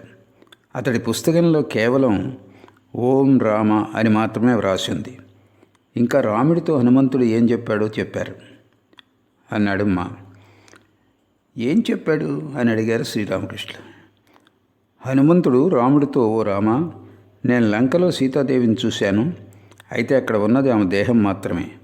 మనస్సు ప్రాణాలు అన్నీ ఆమె నీ పాదాల చెంతనే సమర్పించవేసింది అని చెప్పారు. ఇంకా చేతకపక్షి విషయం. వర్షపు నీటిని తప్పది మరే నీటిని త్రాగదు. జ్ఞానయోగం, భక్తి యోగం గురించి కూడా చెప్పారు అన్నాడు మా. ఏమిటది అని అడిగారు శ్రీరామకృష్ణ. కుండ గురించిన జ్ఞానం ఉన్నంతవరకు నేను కూడా ఉండనే ఉంటుంది. నేను గురించిన జ్ఞానం ఉన్నంతవరకు నేను దాసుణ్ణి, నువ్వు భగవంతుడివి అన్న భావము ఉంటుంది. అందుకు శ్రీరామకృష్ణులు, ఓహో, అది కాదు. కుండ గురించిన జ్ఞానం ఉన్నా సరే లేకున్నా సరే కుండ మాత్రం పోదు. నువ్వు 1000 సార్లు విచారణ చేయవచ్చుగాక, అయితే అది మాత్రం పోదు. మా కాసేపు మౌనంగా ఉండిపోయాడు. కాళీ ఆలయంలో ఈశాన్ ముఖర్జీకి మీరు చెప్పిన మాటలు, ఆ సమయంలో అక్కడ ఉండటం నిజంగా మా అదృష్టం అన్నాడు మా. అందుకు శ్రీరామకృష్ణ నవ్వుతూ, అవునవును, ఏం మాట్లాడానో కాస్త చెప్పు అని అడిగారు. కర్మకాండ అనేది ఆదికాండ మాత్రమే అని చెప్పారు. శంభుమల్లిక్తో మీరు చెప్పిన మాట, భగవంతుడు నీ ముందు ప్రత్యక్షమైతే ఆసుపత్రులు, డిస్పెన్సరీలు కోరుకుంటావా ఏమిటి? ఈ మాట కూడా చెప్పారు అన్నాడు మా. మరో విషయం కూడా చెప్పారు. కర్మల పట్ల ఆసక్తి ఉన్నంతవరకు భగవంతుడు దర్శనమివ్వడు. ఆ మాట మీరు కేశవసేనుకు చెప్పి ఉన్నారు అన్నాడు మా. ఏం చెప్పానేమిటి అని మళ్ళీ అడిగారు శ్రీరామకృష్ణ. పిల్లవాడు బొమ్మలతో ఆడుకుంటూ వాటితో మైమరిచి ఉండే వరకు తల్లి వంట పని, తక్కిన ఇంటి పనులు చేసుకుంటూ ఉంటుంది. అయితే వాడి బొమ్మలను అవతల పారేసి ఏడుపు లంకించుకోగానే ఉడుకుతున్న అన్నం కుండను క్రిందికి దించి ఆమె వాడి వద్దకు వస్తుంది. ఆ రోజు మీరు మరో సంగతి కూడా చెప్పారు. భగవంతుణ్ణి ఎక్కడెక్కడ చూడగలమని లక్ష్మణుడు రాముణ్ణి అడిగేసరికి అతడు లక్ష్మణుడికి ఎంతగానో వివరించాక ఇలా చెప్పాడు. తమ్ముడు, ఎవరిలో అయితే ఊర్జిత భక్తి కానవస్తుందో, అంటే ఎవరైతే నా ప్రేమలో ఉన్మత్తుడై నవ్వుతూ రోదిస్తూ నాట్యం చేస్తాడో అక్కడ నేను ఉన్నానని తెలుసుకో. శ్రీరామకృష్ణులు ఆహా ఆహా అన్నారు. శ్రీరామకృష్ణులు కాసేపు మౌనంగా ఉన్నారు. మరలమ్మా, ఆ రోజు మీరు ఈశాన్కు కేవలం వైరాగ్య ప్రబోధక వచనాలే చెప్పారు. ఆ రోజు నుండి మాలో చాలామందికి తెలివి వచ్చింది. కర్తవ్యాలను తగ్గించుకోవడానికి మేమందరము ఆతృత పడుతున్నాం. మీరు చెప్పారు కదా, లంకలో రావణుడు మరణించాడు, ఇక్కడేమో బేహులా వెక్కి వెక్కి ఏడ్చింది అని. ఇది విని శ్రీరామకృష్ణులు బిగ్గరగా నవ్వారు. మా వినయంగా, అయ్యా, కర్తవ్యాలు ఇతర లేనిపోని చిక్కులు తగ్గించుకోవడం మంచిదే కదా అన్నాడు. అవును, అయితే ఏ సాధువో లేక పేదవాడో ఎదురుపడితే అది వేరే సంగతి. అప్పుడు వారిని సేవించాలి అని చెప్పారు శ్రీరామకృష్ణులు. ఇంకా ఆ రోజు మీరు ముఖస్థుతి పరుల గురించి ఈశాన్కు బాగా చెప్పారు. వారు పీనుగును పీక్కు తినే రాబందుల వంటి వారు. ఒకసారి మీరు పద్మలోచనకు ఆ మాట చెప్పారు అన్నాడమ్మా. కాదు కాదు, ఆ మాట చెప్పింది ఉలోరుకు చెందిన వామన్ దాస్కు అన్నారు శ్రీరామకృష్ణులు. కాసేపటి తర్వాత మా చిన్న మంచానికి దగ్గరగా నేలపై కూర్చున్నాడు. శ్రీరామకృష్ణులకు నిద్ర వస్తోంది. మాతో, నువ్వు వెళ్ళి పడుకో, గోపాల్ ఎక్కడా, తలుపు మూసివేయి అన్నారు. మరుసటి రోజు శ్రీరామకృష్ణులు చాలా పెందల కడినే లేచారు. దేవీ దేవతల నామ సంకీర్తన చేయసాగారు. మధ్య మధ్యలో గంగామాతను దర్శిస్తున్నారు. రాధాకాంత కాళీ ఆలయాల్లో మంగళారతి మొదలైంది. గత రాత్రి మా శ్రీరామకృష్ణ గదిలో పడుకున్నాడు. అతడు లేచి వెళ్ళి ఆలయాల్లో జరుగుతున్న మంగళారతులను చూస్తున్నాడు. శ్రీరామకృష్ణులు స్నానం చేసి మాతో కలిసి కాళీ ఆలయానికి వెళ్ళారు. మాతో గదికి తాళం వేయమన్నారు. శ్రీరామకృష్ణుల ఆలయంలో దేవి ఎదుట ఉన్న ఆసనంలో కూర్చున్నారు. పువ్వులను తీసుకొని ఒక్కోసారి తమ శిరస్సు మీద, ఒక్కోసారి దేవి పాదపద్మాల వద్ద సమర్పించారు. కొద్దిసేపు చామరం వీచారు. తర్వాత గదికి తిరిగి వచ్చారు. తాళం తీయమని మాకు చెప్పారు. గదిలోకి ప్రవేశించి చిన్న మంచం మీద కూర్చున్నారు. ఆయన పూర్తిగా భావపారవశ్యంలో ఉన్నారు. భగవన్నామాన్ని కీర్తిస్తున్నారు. మా నేల మీద ఒంటరిగా కూర్చున్నాడు. శ్రీరామకృష్ణులు కాళీమాత గురించి గానం చేయసాగారు. ఎరుగగతరమే ఏరికినైనా తల్లి కాళి నిజతత్వమించుక, ఎరుగగతరమే ఏరికినైనా తల్లి కాళి నిజతత్వమించుక, షడ్దర్శనములు శక్తిహీనములు తల్లి విషయము తెలియజేయుటకు, ఎరుగగతరమే ఏరికినైనా తల్లి కాళి నిజతత్వమించుక. ఎల్ల సృష్టి వెర్రి తల్లి శ్యామ కాళి లీలయే, ఎల్ల సృష్టి వెర్రి తల్లి శ్యామ కాళి లీలయే, మాయి మాయా మోహమునను మునిగె మూడు జగములు, మాయి మాయా మోహమునను మునిగె మూడు జగములు, ఎల్ల సృష్టి వెర్రి తల్లి శ్యామ కాళి లీలయే. అమ్మా, నువ్వు నన్ను ఇంక మోసం చేయలేవు అనే పాట పాడితే బాగుంటుందని మా అనుకున్నాడు. ఏం ఆశ్చర్యం! మాకు ఆ ఆలోచన వచ్చిందో లేదో శ్రీరామకృష్ణులు అదే పాట పాడారు. కాసేపటి తర్వాత మాను ఇలా అడిగారు, నా ప్రస్తుత స్థితి గురించి నువ్వేమనుకుంటున్నావు? అందుకు మా నవ్వుతూ, అది మీ సహజమైన సరళమైన స్థితి అన్నాడు. శ్రీరామకృష్ణులు తమలో తామే, స్వయంగా సరళ స్వభావం పొందకుండా సహజుడైన భగవంతుణ్ణి పొందలేము అనే భావం వచ్చే పాట పాడుకోసాగారు.